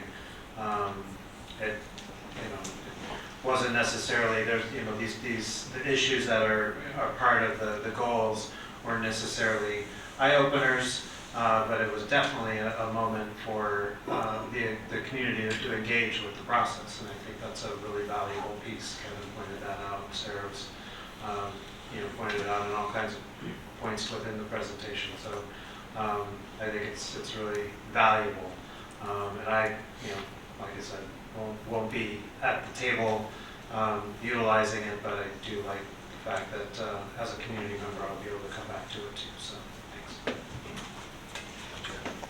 Yeah, but if you go ahead, please. Sorry, Mr. Mayor. One more thing, Assembly. I I remember, and I'm just going to ask this to the municipal administrator, I think I chatted with you once when we were talking about this, and there's no guarantee, but it's my understanding that having a strategic plan just also shows other granting agencies. I know I talk about this a lot, and getting grants isn't the end all be all and everything, but while they're sending out money, we need to do everything we can to get some of that. Doesn't having a strategic plan show outside entities that we kind of have our stuff together and give us a better chance of getting federal and/or state grants? Would you say that would be a true statement? Yes, I mean, I can't guarantee that, as you said, but any organization that I've ever worked in, it fails if it doesn't have a plan in place, and grants are a perfect example. You can't put in a grant application without a pretty detailed plan on what you're going to do with that grant funding when it comes in. I will use the Safe Streets for All grant as a recent one that we applied for, and I said we want to, try one specific thing. We were looking for some work on Etulain, and the first thing the granting organization asked from us is, where's your comprehensive streets plan? I can't remember the name of it, and I said, I don't know what that is. We don't have that. So they said, all right, well, that's step one. You got to put that plan together so we know what you're going to do with it. So yes, having a guidebook essentially is a way to show that we know what we're doing, we know where we're going, and the community's behind us with it. And I think it makes our applications much stronger. Thank you. Just a couple things from me on this one. I really appreciate that this plan is actionable and reasonably accomplishable in 5 years. I think that these goals are broad enough, well directed enough, that the success of, if we succeed in these, it's going to have a direct and immediate effect on Sitkans. This is, by aligning ourselves with these goals, this is going to make Sitkans' lives better. So I appreciate the work that went into this, and I appreciate city staff reviewing this as kind of a guideline in their decisions as they go forward. But I also appreciate the assembly looking at this as they go forward, because this plan, it really does feel good. It has a lot of good points that if accomplished would mean great success for Sitka, but it's nothing without our support. So if we don't continue to support this plan as well throughout our processes and our deliberations, it simply does become a book on the shelf again. And that's not what I think any of us want, and I think that's why we went down this road with John's guidance, because we want actions. We want ideas that we can look at and say, okay, I believe that I want to work on 1.2, develop a plan to improve housing options. It's as simple, even a community member can take a look at this plan and say, hey, I have an idea that can help whatever this section is, and then they can start jumping on some actions as well in order to move the entire community closer to that goal. So I appreciate Sarah's perseverance through this. Sarah Singer-Wilson, we have a couple Sarahs, I think. The other Sarah probably persevered as well, but appreciate the perseverance through this, the getting everybody together to come to a reasonable plan at the end that I think is realistic.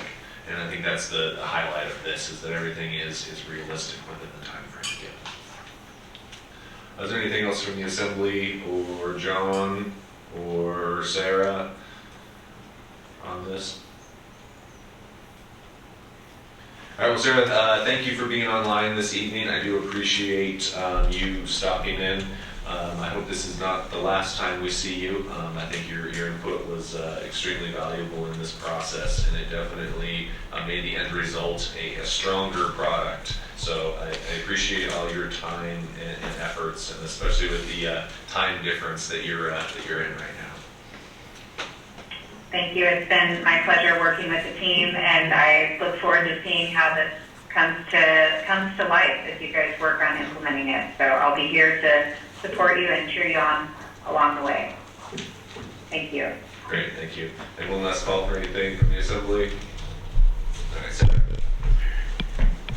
Okay, on the motion to approve Resolution 2022-26 on first and final reading, Mr. Mosier, Yes. Mayor Eisenbeis, Yes. Ms. Duncan, Yes. Ms. Himshoot, Yes. Mr. Christensen, Yes. and Mr. Knox. Yes. The motion passes 6-0 on item F.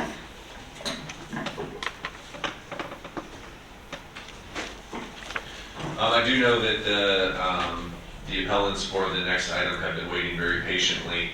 We are at the top of the hour, and I expect this to be a somewhat lengthy process. So if the assembly could take a quick break, get their business done, and sit back or come back so that we can head to item G, please.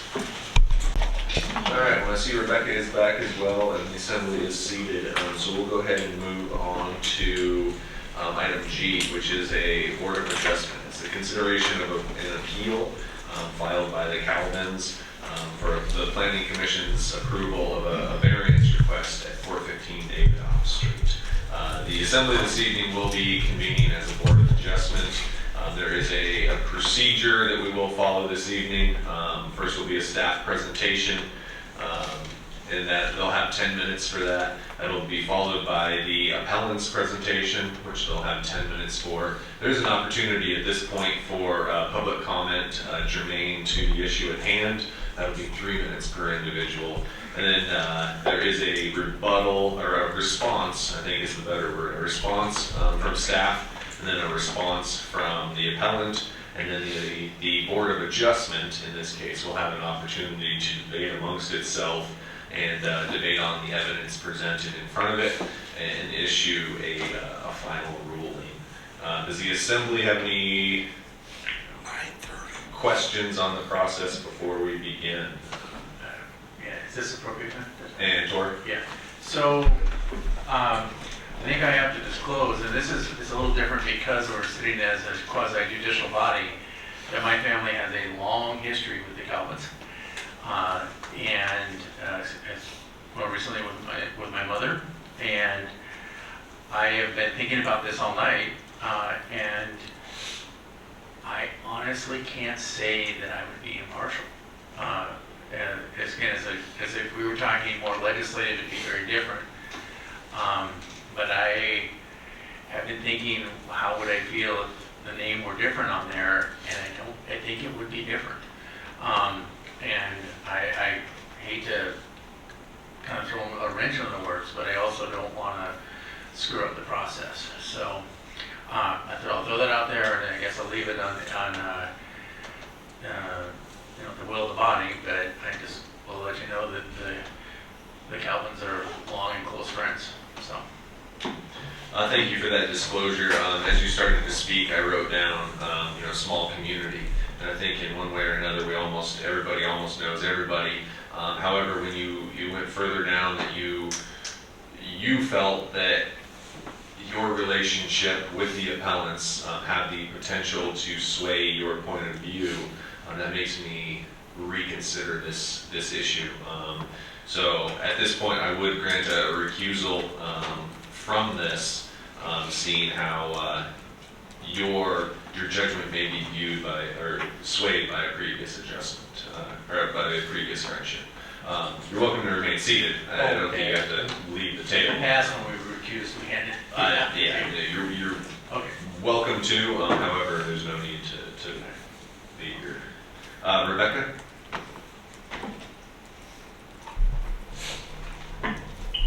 Well, to further throw a wrench in, I also will need to recuse myself tonight. One or more of the interested parties in this appeal have donated to my campaign, my State House campaign, and I think that creates a significant financial interest, and I think that makes a conflict. So I think I need to recuse myself.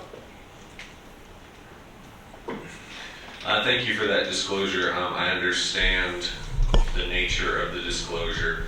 Brian, could you give me a little bit of assistance on this one? That's not donating to a campaign to me is not a direct financial, it may not be a direct financial link as it is the campaign, not the person itself. And the campaign is limited on expenditures, especially to the candidate. I believe you've been aware of this and you've had a chance to think about it. Could you help guide me in my decision here? I have, we all know about our code provided conflict of interest, where if you have a substantial financial interest in the action being taken, that you are, first of all, required to disclose that, and secondly, should be recused if that substantial financial interest is present.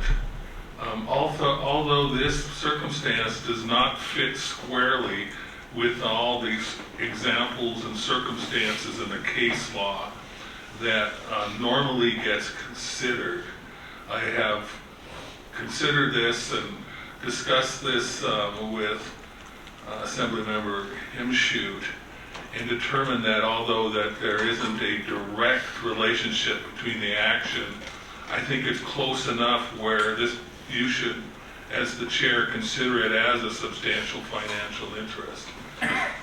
Because of the fact that dollars were given, that there was a decision maker, and dollars could be given in the future. And I think this is a close call. It's a difficult one to make. Like I said earlier, it doesn't fit squarely within the code section, but in my opinion, it fits close enough where you or the body could determine it to be a substantial financial interest. Understood. Thank you. And in this instance, there is no ability to differentiate between a candidate and an assembly member, even though they are the same person but two separate stated goals. And that's another consideration that makes it a little bit more difficult. But I think the more valid observation is some action being taken that would put money in the pocket of the assembly member? That's kind of always where you fall back to. The case law even says that on it. And there isn't that direct, it's not like you're voting on a contract that would put money in the pockets of the Calvins, and that and Ms. Himshoot is involved in some way. It's different. And it's difficult to explain, and difficult for me to render an opinion on it. But my opinion is, I'll find it somewhere, is that you should consider that this may fit within the boundaries of a substantial financial interest. I agree, thank you. And as we've talked through this, it kind of comes to mind that if it is found in favor of the appellants, does that open up potential appeal on the other side for a conflict? So, Rebecca, I thank you for your disclosure in going with legal opinion. We'll have you recuse yourself from this conversation as well. So thank you for disclosing and making sure that we dealt with this in an appropriate way. Thank you, Mr. Mayor. And so I'm going to throw one more in there.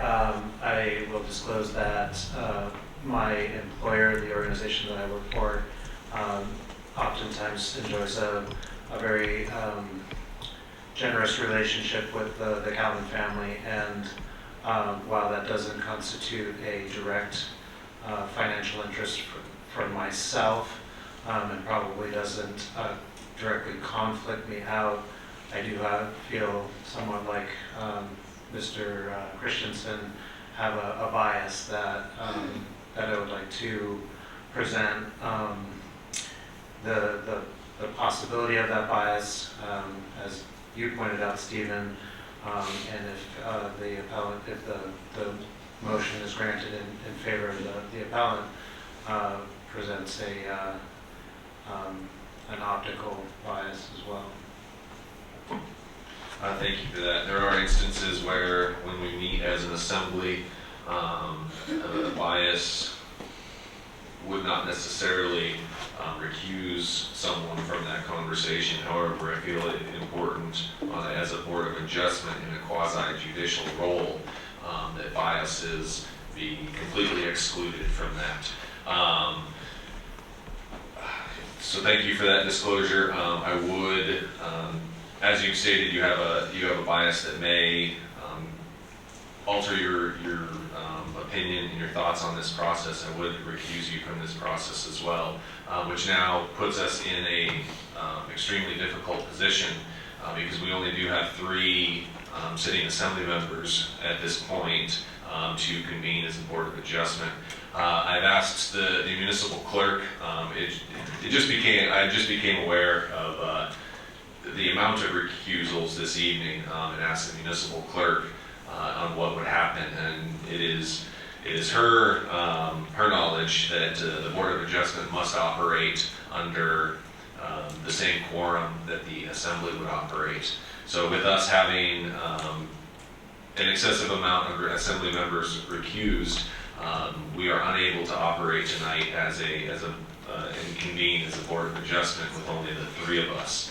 I understand the burden that this is placed on the Calvin family coming here and preparing yourselves tonight, and I do apologize for that. Unfortunately, I have no other recourse going forward due to code and then parliamentary procedure here. So at this point, this appeal will be rescheduled. We will try and get it on the next docket. November or October 11th would be the soonest assembly meeting, correct, Sarah? The 11th, and that would be under old business, correct? So the current assembly would deal with the issue before changeover. So the seated assembly now will be the seated assembly. It is our goal to have a complete assembly at that meeting.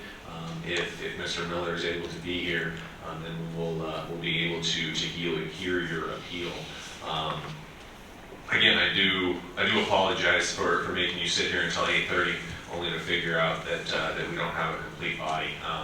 It hurts to have to tell you that, and I really do apologize. But I also believe that a fair and equal and just process is what you are due, and that is what this Board of Adjustment has to do. So, again, I can't apologize enough.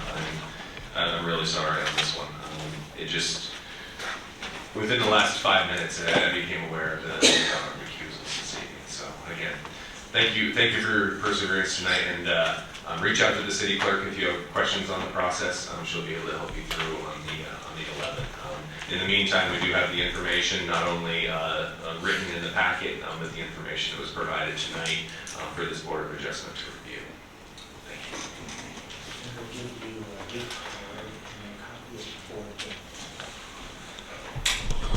All right, as we were unable to accomplish item G tonight, that would move us to item H, which is a discussion direction decision on the municipal administrator's annual recommended transfer to the public infrastructure sinking fund.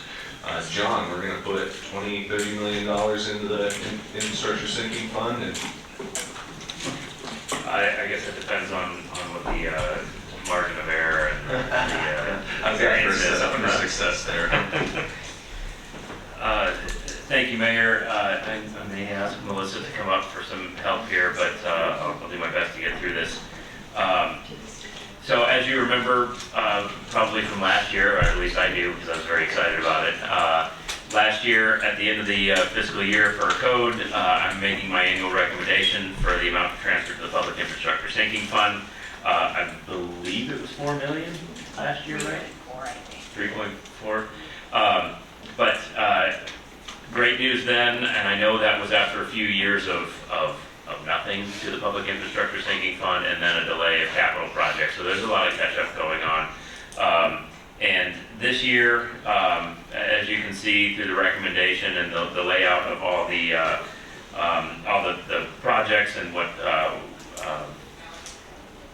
funds or what portion of the funds are restricted and what portion is unassigned. This year, the recommendation is to transfer $5 million to the Public Infrastructure Sinking Fund effective June 30, 2022. And I'm open to questions if you have any, and hopefully Melissa can help me out with them as well.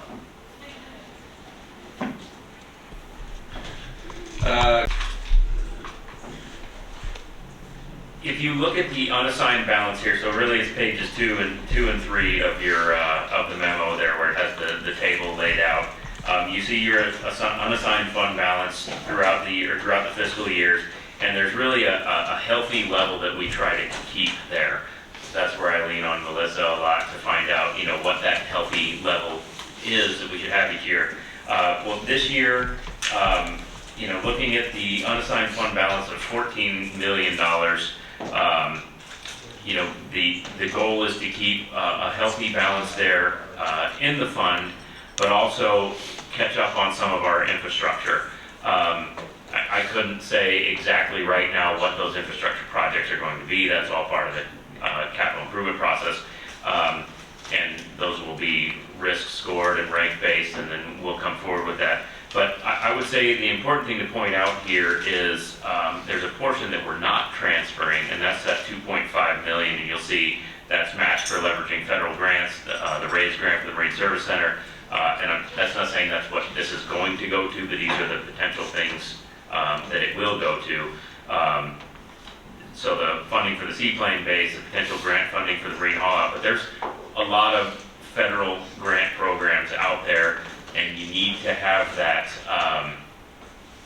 you need to be agile enough to jump on those and not have to scramble to try to find where your match funds are coming from. So that was our reasoning for leaving the 2.5 there. Does that answer your question? Perfect. Thank you for the explanation. Tor? Yeah, just for discussion, it's nice to see real money going into this. We'd all, like Steve said, like to have it be 20 million, but it's a lot better than we've done in previous years, and we all know that there's way more need than there is availability. So I have to say I also really like the risk and benefit analysis that John has promised us. So it's really good news.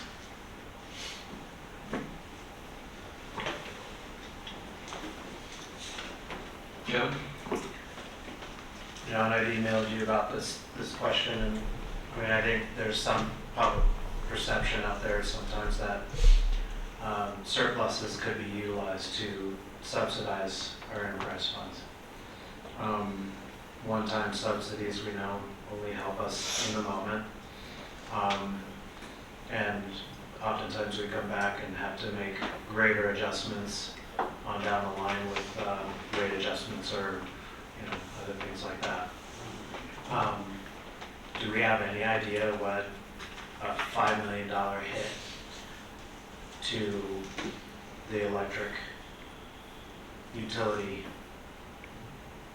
would do for ratepayers, or to the solid waste fund, for example? That's one that we see pretty big increases to, or across the board, $1 million in each or whatever. Can we just look at that a little bit and just see exactly why investing in our infrastructure is a much better investment for us? That's a really big question, and I'm glad you asked it. It's a really big question. So this money could go to the infrastructure in those areas, potentially. I'm not saying that's a definite, and it's not always a one-for-one. It all depends what's going on in that utility, for example. What kind of capital projects do they have coming up? What do the master plans say? We talk about this with tourism dollars as well. All these tourism dollars came in, and we got this surplus in the general fund, and we should be putting that into bringing power costs down, and we will do our best to make that happen. But it isn't as simple as a, 5 million in, 5 million out. It depends on what's going on in that fund. We've done our cost allocation study. I'm not really ready to outline those numbers publicly yet, because we still have to have some discussions with the consultant here on some final questions. But I will tell you right now that things are looking very good for those funds, and the cost of the cost of government that can be subsidized a bit by the tourists. I think our consultant really pointed out the things that we've been saying for quite a while. They do have an impact on our utilities and our solid waste and our roads, and they've laid those numbers out. So we are looking for ways to bring those utility costs down where we're able to hit the infrastructure appropriately. But another thing to keep in mind is you see how construction costs just skyrocket over time. Right now it's really affected by inflation. So some of these things are investments that you need to make early if you're able to. You know, time value of money type calculations. If we can get it done early, it saves us in the long run. So I don't know if I answered your question other than explain to you how very complicated it can get. Did I miss anything or you should bring up, please? So with that question, I think it's really important to point out that if this money is transferred to the Public Infrastructure Sinking Fund, it is for general governmental infrastructure projects only. So once it goes in there, then it could not go to an enterprise fund. So it couldn't go to electric or solid waste.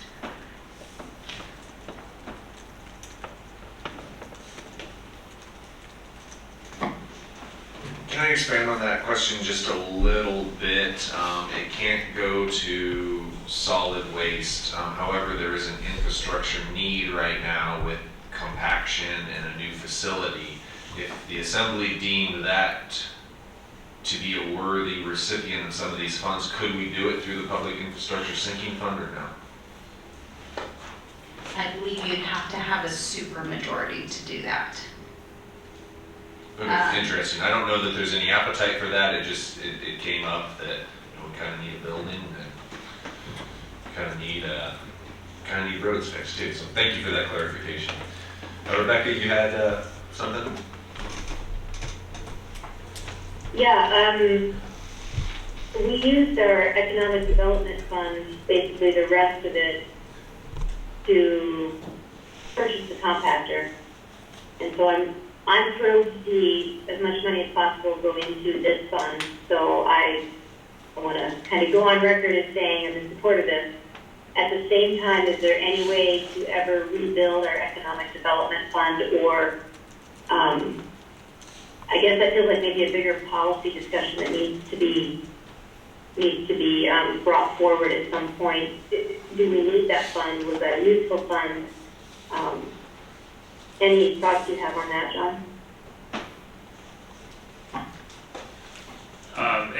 If the question's about rebuilding that economic development fund, we essentially loaned the funds to another fund, so that's the way we're rebuilding it. It was a 0% interest loan though, so I'll bring up time value of money again. We probably lost on that. Well, we did lose on that because we're not paying ourselves back with interest, but there is a plan in place to recoup the funds that were used in that in the purchase of the compaction machinery and equipment.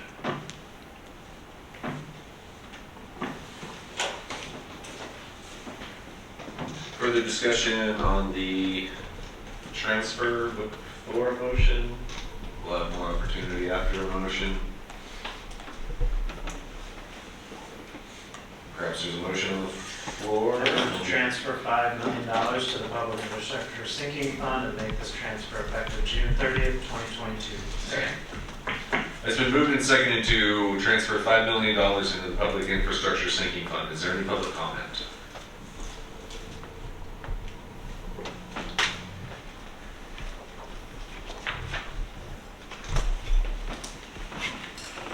Good evening.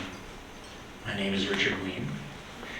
I think this is actually a wonderful thing, having the ability to have $5 million to go into the sinking fund, which has been severely neglected over the years. One of the things that you need to announce is the context. How much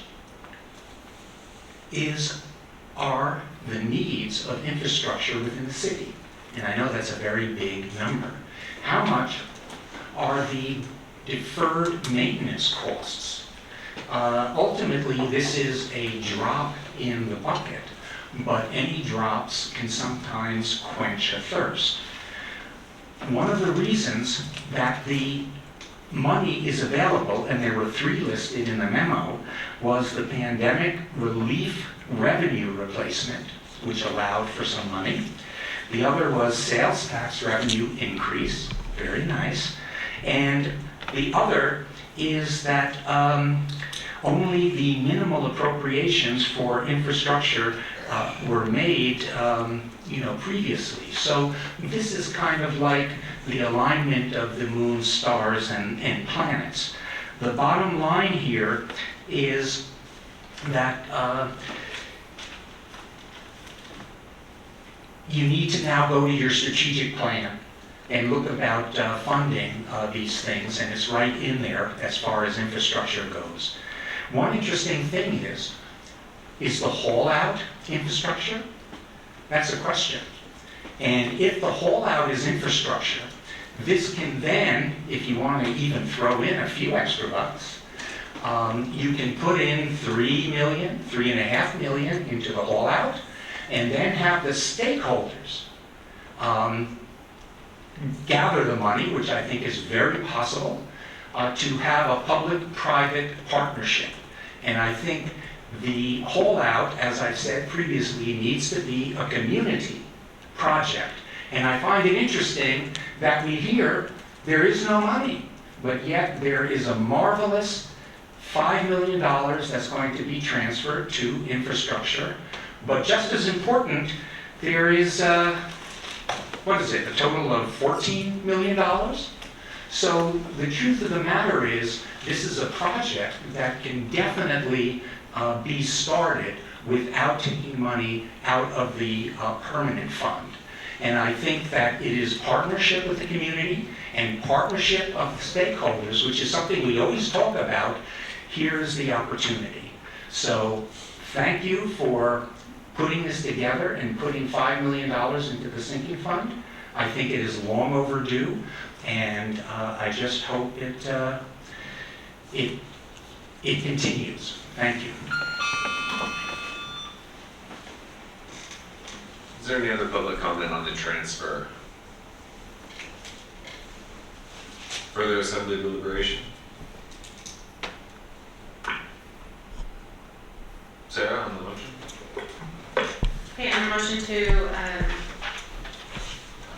transfer $5 million to the Public Infrastructure Sinking Fund and make this transfer effective June 30th, 2022, Mr. Knox? Yes. Ms. Duncan? Yes. Mayor Eisenbeis? Yes. Mr. Mosier? Yes. Mr. Christensen? Yes. And Ms. Himshoot? Yes. Motion passes 6-0 on item H. Bringing us to item I. I move to approve resolution 2022-27 on first and final reading, reaffirming the second Monday in October as Indigenous Peoples' Day. Second.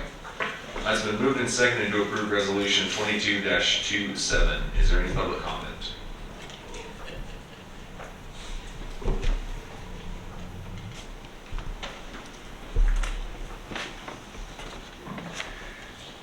I support this motion as far as a resolution honoring Indigenous Peoples' Day. As most people know, or perhaps forget, this is a Mura holiday as it relates to Christopher Columbus Day. Alaska is one of the 14 states in the United States that doesn't officially celebrate Columbus Day. That being said, it is important to honor people's histories and cultures, and I think that this is something that does it. So I'm sure this is going to get passed, and I think it is a good thing. Thank you. Is there any other public comment on the resolution? Kevin, did you want to introduce? Sure, and I don't want to read through the entire thing for the record, but it is a reaffirming, as this was originally brought forward in 2017, the resolution of the City and Borough of Sitka reaffirming the second Monday in October as Indigenous Peoples' Day.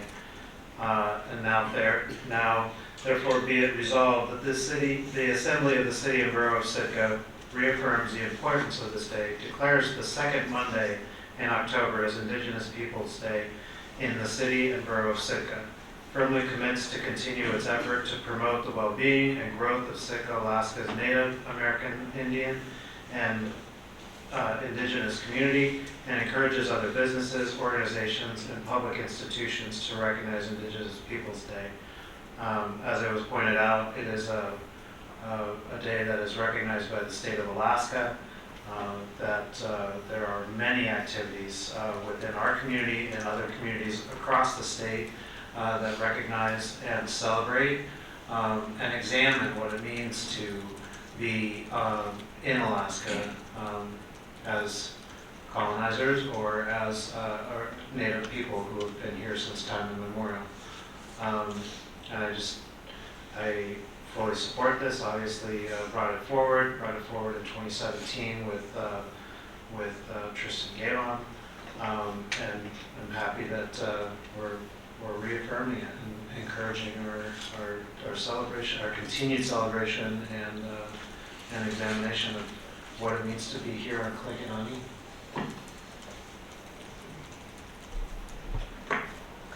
I'm going to repeat what he said. You had my notes basically. I wanted to acknowledge previous assembly action, and I went back to see that in 2017 it was Tristan Gavon and Kevin Knox who led on this issue. 2017 was a pivotal year. We've been here in Alaska for 10,000 plus years, but in 2017 we had an official day to kind of commemorate our contributions here in the state. We were the second state in the union to officially say on an ongoing basis that second Monday will be Indigenous Peoples' Day.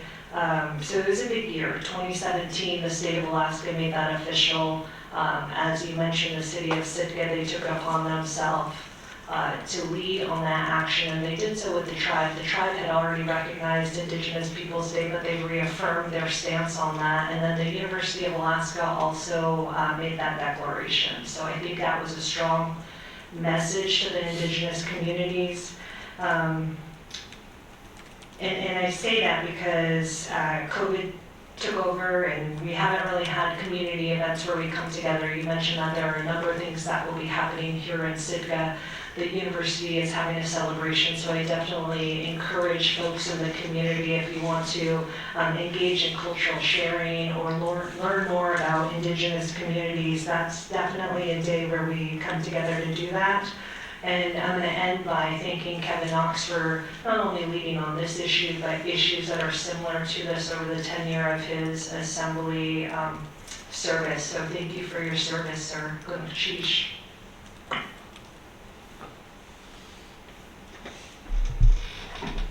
I'll also say thank you to Kevin Knox for reminding me that we did need to bring a resolution forward reaffirming this. It is almost one meeting late, I believe. So if this is passed by the body today, I will be reading the resolution in full at our next meeting under ceremonial matters. I believe it to be important that a resolution like this passed by the body is read in its entirety. So if it is passed, I will be bringing it back under ceremonial matters to be read. Although it'll be a day late, I think it to be important to be read in full. Anything else on the resolution? Please. I don't really have much to say of them, and I'm glad to support it. Sarah, on the resolution? Okay, on the motion to approve resolution 2022-27 on first and final reading, Mr. Christensen? Yes. Mayor Eisenbeis? Yes. Mr. Mosier? Yes. Ms. Himshoot? Yes. Ms. Duncan? Yes. And Mr. Knox? Yes. Motion passes 6-0 on item I. So our next item, item J, is a discussion decision to extend the duration of the Sitka Bear Task Force through January 2023 and reduce the number of members if needed. Rebecca and Crystal had brought forward this item in order to have an assembly discussion, and then we will see if we need to take some action on this. So, not sure who would like to start out. Crystal, please. Okay. So I'm the liaison to the Sitka Bear Task Force. We, of course, approved them coming together late spring, early summer. We wanted them to meet for a duration of 6 months and then come back with recommendations on what assembly action can be taken. So they formed, it was actually a large body because we wanted representatives across different organizations who are stakeholders in the bear problem that we experienced. So of course the previous summer, 14 bears had to be put down. And then we had heavy traffic. I believe it started late July and it basically went through November. So we had bears who were frequenting the city, and we as assembly members were hearing from the community saying, what are you going to do? So we brought together the task force to see if they could look into previous remedies that we had in place. Are those sufficient? What are other communities doing? Where do we go from here? We gave it a 6-month timeline, I think with hopes that it would come before us and have attached budget so that we could factor that into this upcoming year if need be. What we didn't realize was how busy these invested folks are in the tourism. So we had somebody from the Park Service who was incredibly busy because tourism picked up over the summertime. So the last time that we came together, they should have been finalizing our report to accept or move on at their upcoming meeting, and that would have been the last meeting. We had a discussion at this last meeting. They had addressed the fact that they were hoping to engage the community, whether that was through a survey or a town hall. It just was, time wasn't going to allow that with the remaining meeting, and then they were hoping that 3 more meetings would give them sufficient time to draft, review, and finalize a report to come before us. Now, we understand that we have staff attached to attending and providing support for those meetings. We had originally signed on for 6 months, so we don't want to extend it too far beyond. When I talked to the commission, they thought 3 meetings might be able to get us there as far as turning something out so that we can kind of chew on it and see what makes sense to move forward. And I think that, oh, and then we also have a transition of staff members. So the way that it read in the discussion was possibly decreasing the number of folks who are on there. And the reason is that some folks who, for example, the chair, Lillian, she's the BHA rep. She's not sure if that term will continue. So there may be transition there. We also have someone from the Park Service who was on a contract that's coming to an end. So there are some of those unique things that are also happening. So if we extended it, that's why we put that piece about the folks who need to attend or invited to attend that might decrease. So that's kind of the latest. And then I will allow Rebecca, if she wants to weigh in, but then to field questions and see what direction do we go at this point. Rebecca, do you have additional? Yeah, thanks, Crystal. I think that was a really good sort of summary of where things stand. I just wanted to go back to the original memo, and in it, it said a new task force should review previous suggestions, investigate efforts in other communities, and report back to the Assembly in 6 months. Any recommendations that include an expense should come with funding opportunities such as grants if possible. That's kind of a tall order to get done in 6 months. It's a pretty aggressive timeline. So I'm in favor of another 3 months, and that it doesn't mean we're going to solve the problem. And a task force does not solve the problem, but at least we'll have maybe better direction and some suggestions from experience in other communities. We're not the only community dealing with the situation. And I would just also like to encourage us to remain vigilant. Yep, it's been a low bear year, maybe to be expected after 14 mortalities last year. So let's get ready for the next big bear year, because I think it will be coming, and maybe it's a little bit of a reprieve to give this task force more time, and then to give our body more time to respond and act on their recommendations. So I'd like to extend them and also thank them for their work. Great, thank you both. Wondered about the number, reduce the number of members if needed. Is it a quorum issue that they're having? Trying to hit quorum as we go forward? It could be. Right now, we've determined it could, the membership could drop down to 6 members if there's transition with the members. And that's without further recruitment? Yeah. Okay. I think it's important to have that core group together to send us a final report. I believe that to be very important. So extending the duration is easy. Crystal, reducing the member numbers down to 5 sounds reasonable to you?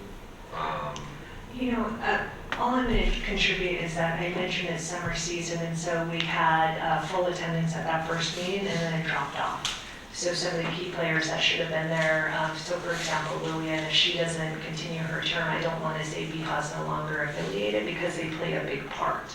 So I think the simple solution, and the other one who I mentioned was at the Park Service, which I think they know a lot about bears, and I think they can contribute a great deal. So it would make it easier. I don't think we haven't reached quorum over the summer, though we haven't had full attendance since that first meeting.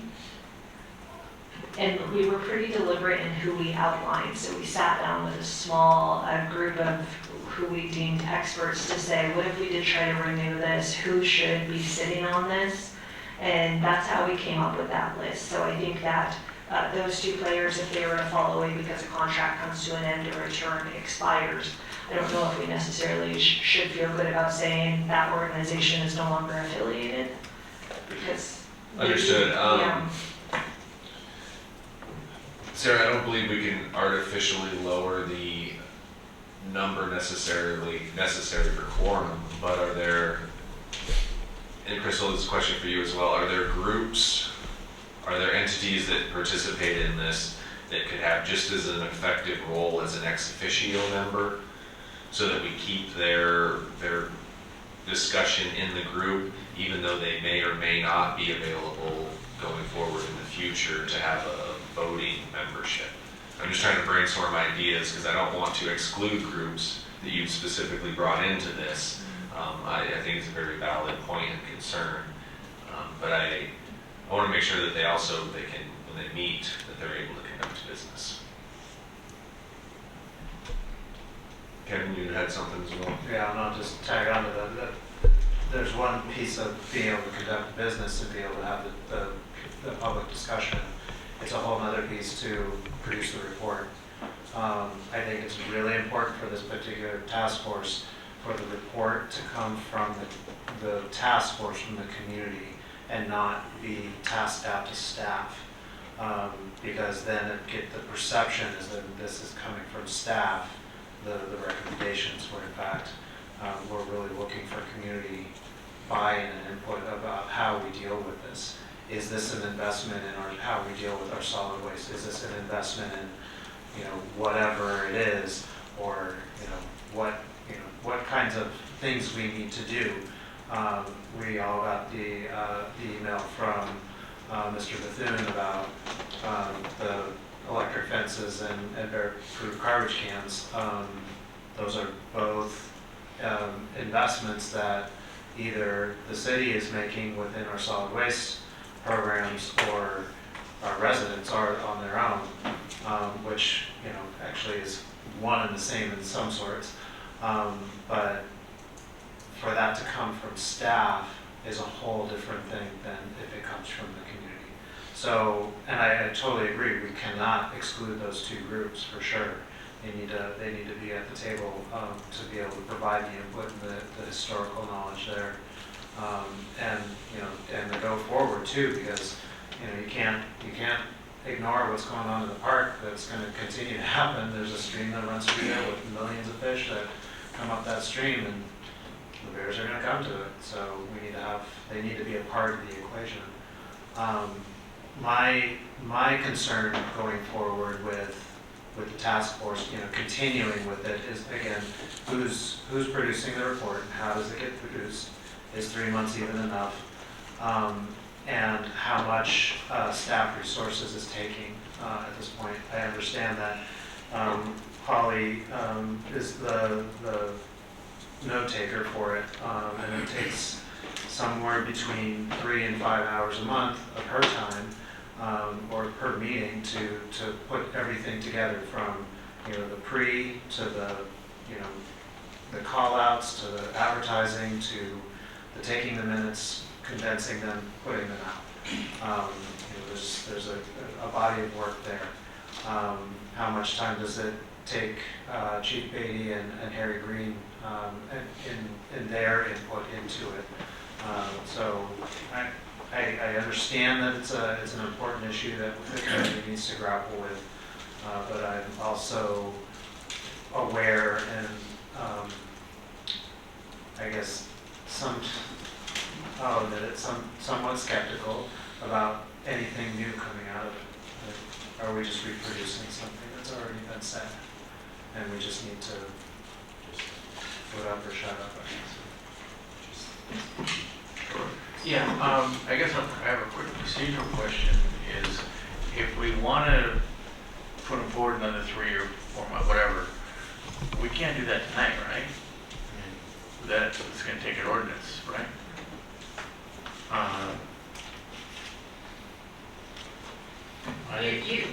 You can make a motion to extend it by 3 months. Oh, we can without?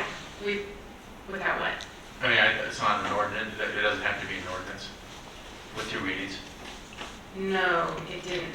It wasn't established by an ordinance. No. Okay, all right, great. And then, I guess more of the word, I fully support doing this, whether we, I think for now at least, we probably should leave it at what it's at if you're gonna be able to make quorum. But then, we may have to have maybe something ongoing. I don't know how many bears were killed so far this year, but I know one of them was just, that was very close to when it happened.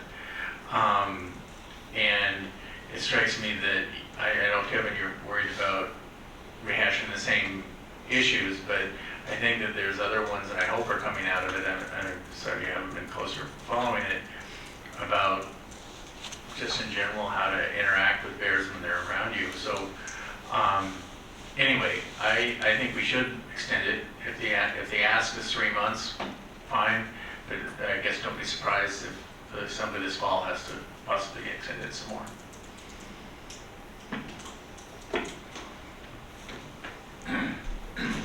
Kristen, do you think the likelihood of it getting extended again in January is high? It sounds as if you're pretty, from what I gathered, it sounds as if a final report can be done by January. Is that kind of your? That was their discussion. So they said, okay, realistically, how many meetings do we think we need? And they said, can we have 3? When Rebecca and I had a conversation, we said we were in a rush because of budget season. Well, that's coming and going. So we're no longer trying to stick to that timeline. If we rushed it by requiring them to come together in the summertime, when really some of these agencies are busiest in the summertime, we also recognize that there might be some more flexibility in their schedules to cover this. So where did I get the 3 from? That was discussed at that meeting. As far as whether or not it needs to extend, possibly, but I don't think we're on that same timeline that we started with. That felt ideal. Okay, understood. I believe it to be very important work. I'm also cautious of the assets and allocations that it takes from not only from the municipal staff, but from staff as a whole to bring this together. So I'd like to see it be done by January. And at least if we get a final report from this task force, we can at that point determine if this does need to become somewhat, we'll call it semi-permanent, that meets, right before budget time or meets before times of high bear activity, and so we can remind our citizens.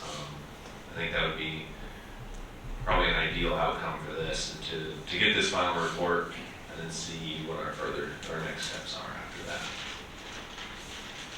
Want a motion? I believe we're about there. Well, I actually have a question. I want to circle back to if we lose members and don't have a quorum to meet. I'm wondering,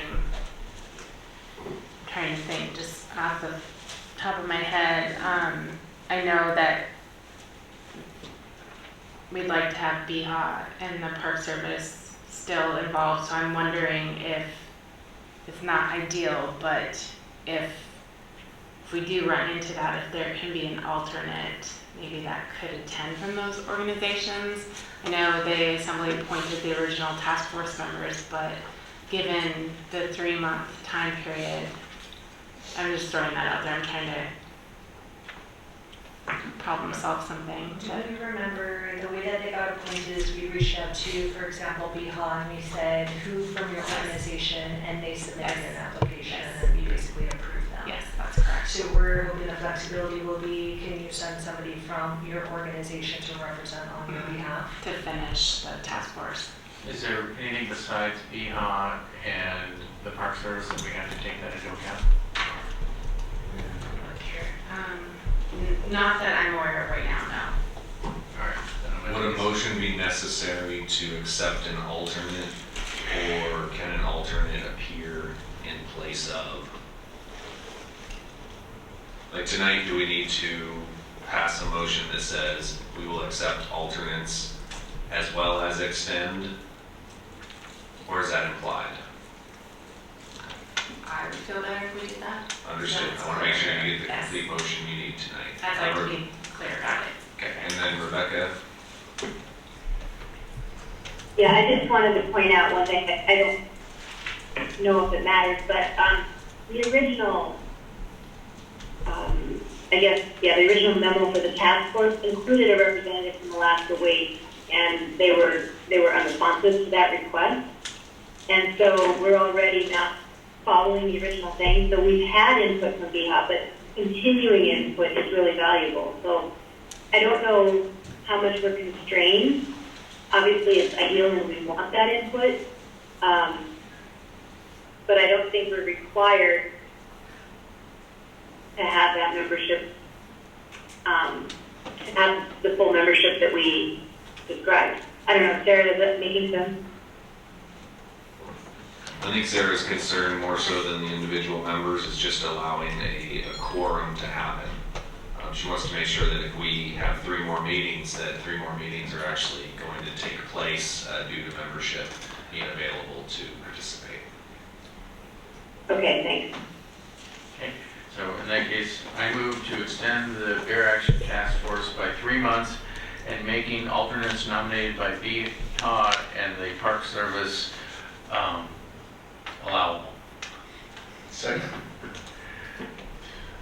That's been moved and seconded to extend the Sitka Bear Task Force by 3 months and to accept alternates in positions where deemed necessary. Is there any public comment?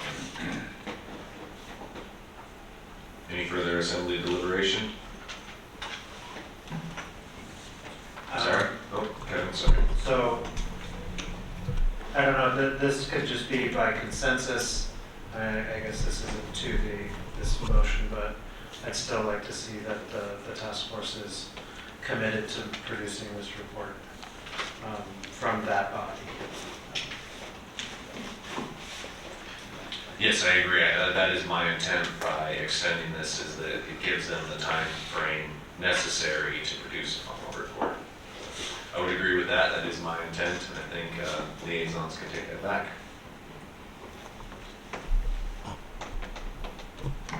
Sarah? Okay, on the motion to extend and then allow for alternates, extend by 3 months. Ms. Himshoot? Yes. Mr. Knox? Yes. Ms. Duncan? Yes. Mr. Mosier? Yes. Mayor Eisenbeis? Yes. And Mr. Christensen? Yes. The motion passes 6-0. So that brings us to persons to be heard. This is public participation for an item on or off tonight's agenda, not to exceed 3 minutes. Is there anybody who would like to address the assembly? Please. My name is Scott Celine. I want to thank you guys for trying to save town. Today was another great day on Catley End watching human behavior. just before COVID, I spoke to the assembly about some Supreme Court decisions that were announced on the radio. And at that time, one of them was municipal policymakers cannot be indicted for malice or incompetence unless money exchanged hands. So now in Etulain, we're hearing that the city's holding up the blood quantum volunteers from removing the dog in a hit house because of potential asbestos in there. And people are, you know, they don't, it's, where I'm going with this is this Supreme Court decision makes it so you could take the dog in a hit material and go bury it in a landfill and not face any indictment for being incompetent or malice, but yet blocking off Etulain Street, making a hazard, you can't get in trouble for that either. So I guess I'm falling apart. Other than respect from you guys doing this every 2 weeks, I've been sitting here trying to be like penance from having to go to Mass first and then go to Lutheran services after, just to feel the pain that you guys have. But the Etulain Street closure is pretty ridiculous, and thank you for being here.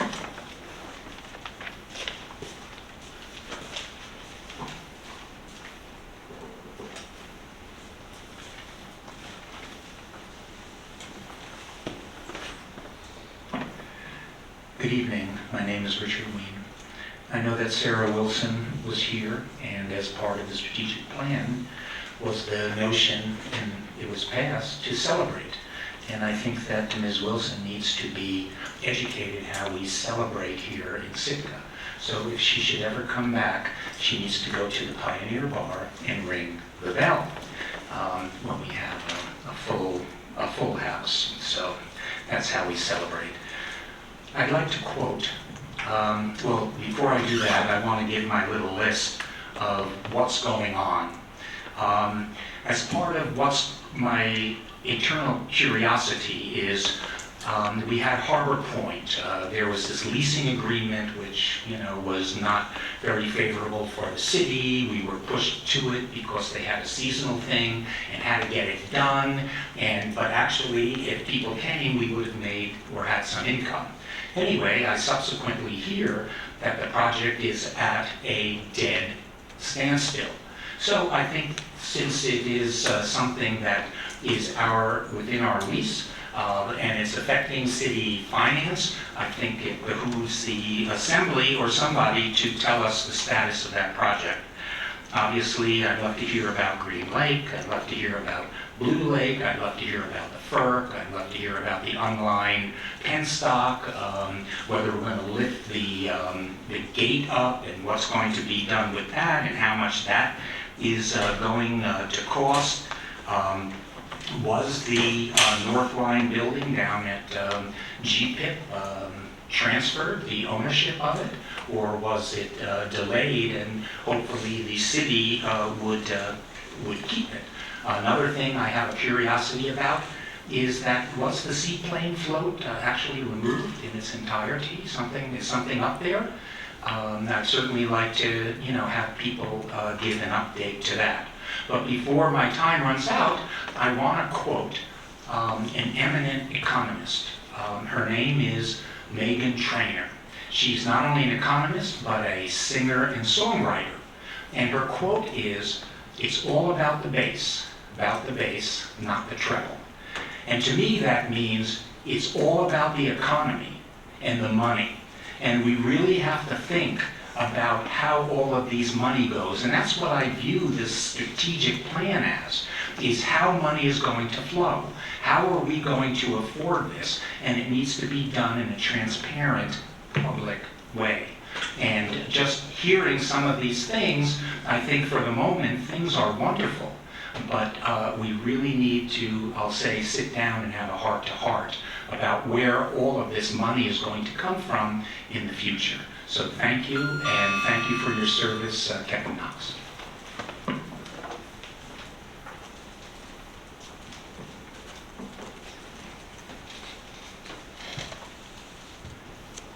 Of course, please, sir. Thank you. Good evening, Jay Sells Muller here. The button on the very bottom. Sorry, there you go. Thank you. Good evening, Jay Stonemore here. I'll be sure glad when I become comfortable enough to come up here to this microphone. I'm not at this time. I'm looking forward to hearing some conversation about when there will be some restrictions on the number of cruise ship passengers are allowed in Sitka. Thank you.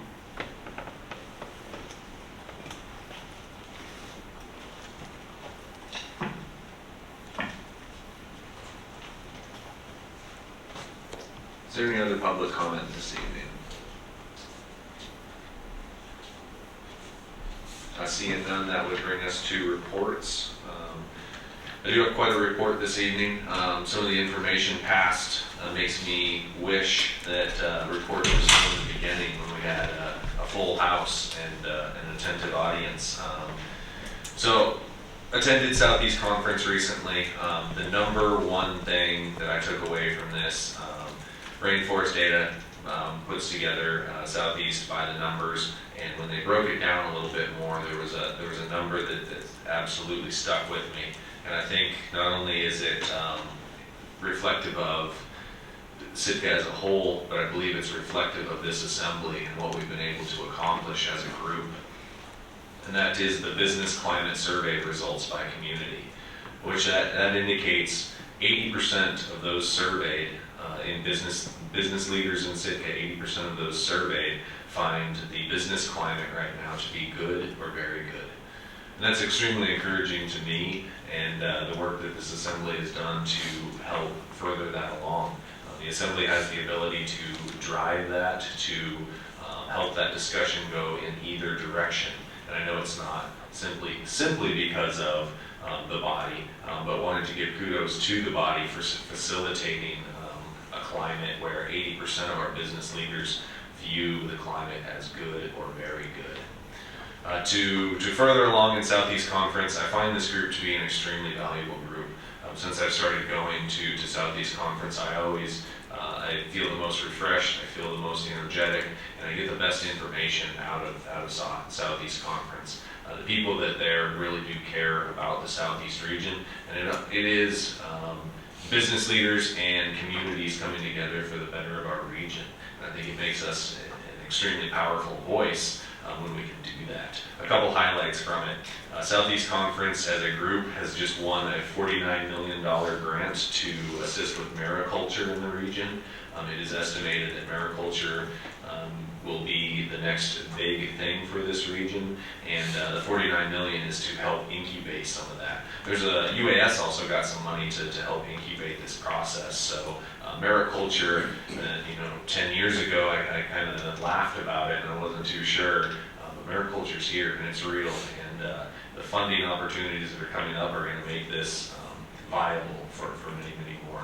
Housing was a concern shared by everybody.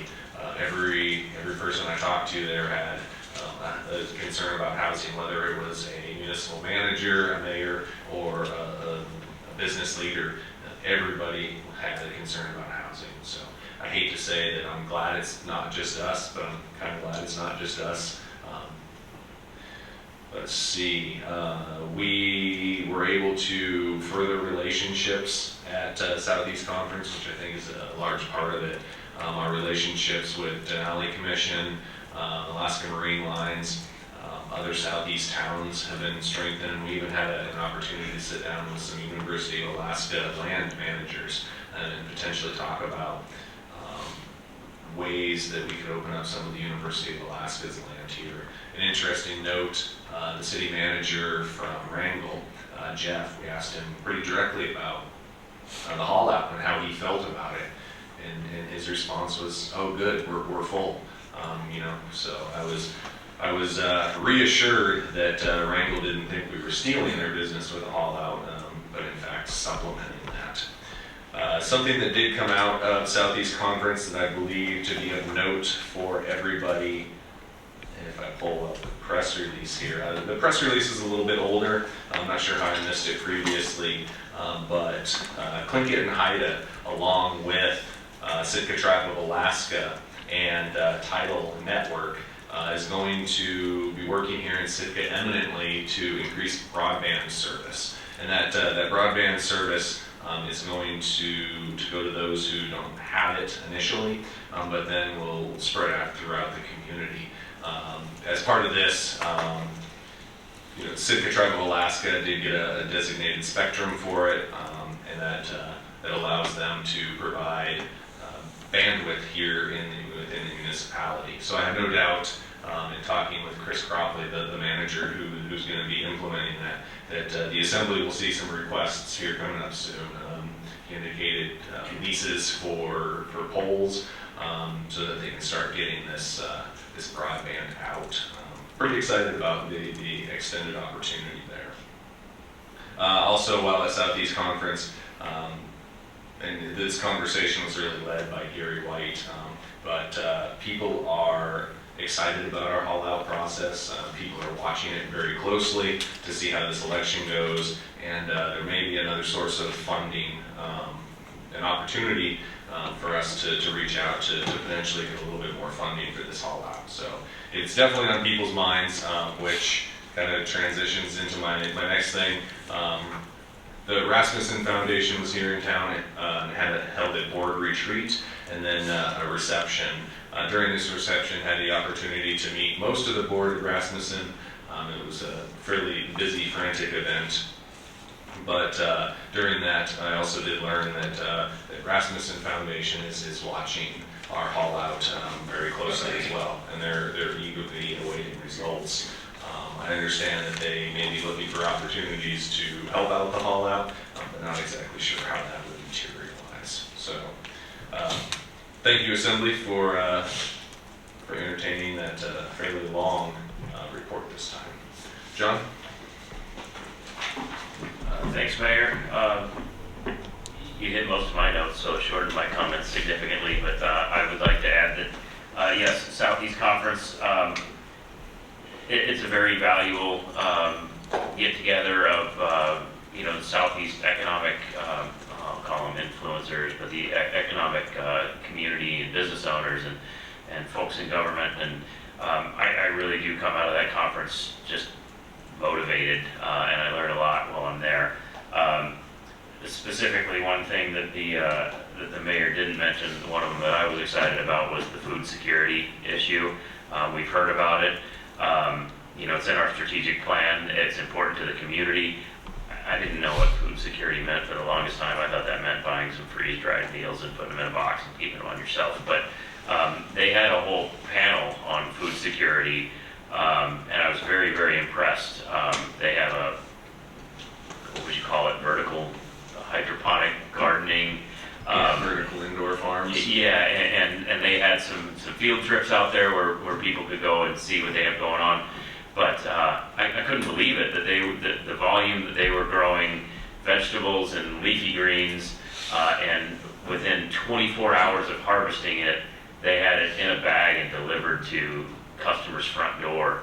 And then it had a couple week shelf life, and that kept them from having to depend on the barge or groceries being shipped in. It was pretty amazing, and I'll have to admit I'm a little jealous that we don't have something like that here. So I think that's something we should definitely focus on and leverage their experience. Was that partnership, was that named Grow Alaska? I think it was. The Assembly has more thoughts on or questions about it. Look up Grow Alaska. They're getting together a group. Speaking of Southeast Conference, if you didn't hear the news, we did win the bid, and Southeast Conference will be hosted in Sitka next year, so looking forward to that. And the last thing I have is I'm out tomorrow with Mr. Knox. We're on the early flight to Ketchikan. We're going to the Coast Guard base for the commissioning ceremony for the new FRC. And I'll be sure to shake everybody's hand and tell them to enjoy their time in Ketchikan. But we look forward to seeing them here in Sitka in 2025 or sooner. And then right after that trip, I will be out on some personal leave in Bozeman at Montana State to visit my son for Parents Weekend. Amy Ansley, she's not back there anymore. She'll be taking the reins, so go easy on her while I'm gone. Thanks. Brian? No report. Liaison representatives. Kevin? So Port and Harbors, this was my last Port and Harbors meeting as a liaison. It's kind of funny because I cut my teeth with that commission as a commissioner when I first got into public service. So kind of joked around with Mr. Eastside there. You serve on that commission, and oftentimes you gotta put your name in for an assembly seat if you so desire. But it was great to kind of round things out with them. But Stan reported that through inventory right now, they're showing a potential of up to 18 derelict boats that they may need to remove here. Some of them are already in process for removal. If all 18 of those are removed, those current ones that are 18 removed, it'll be a little over $95,000 to the harbor fund.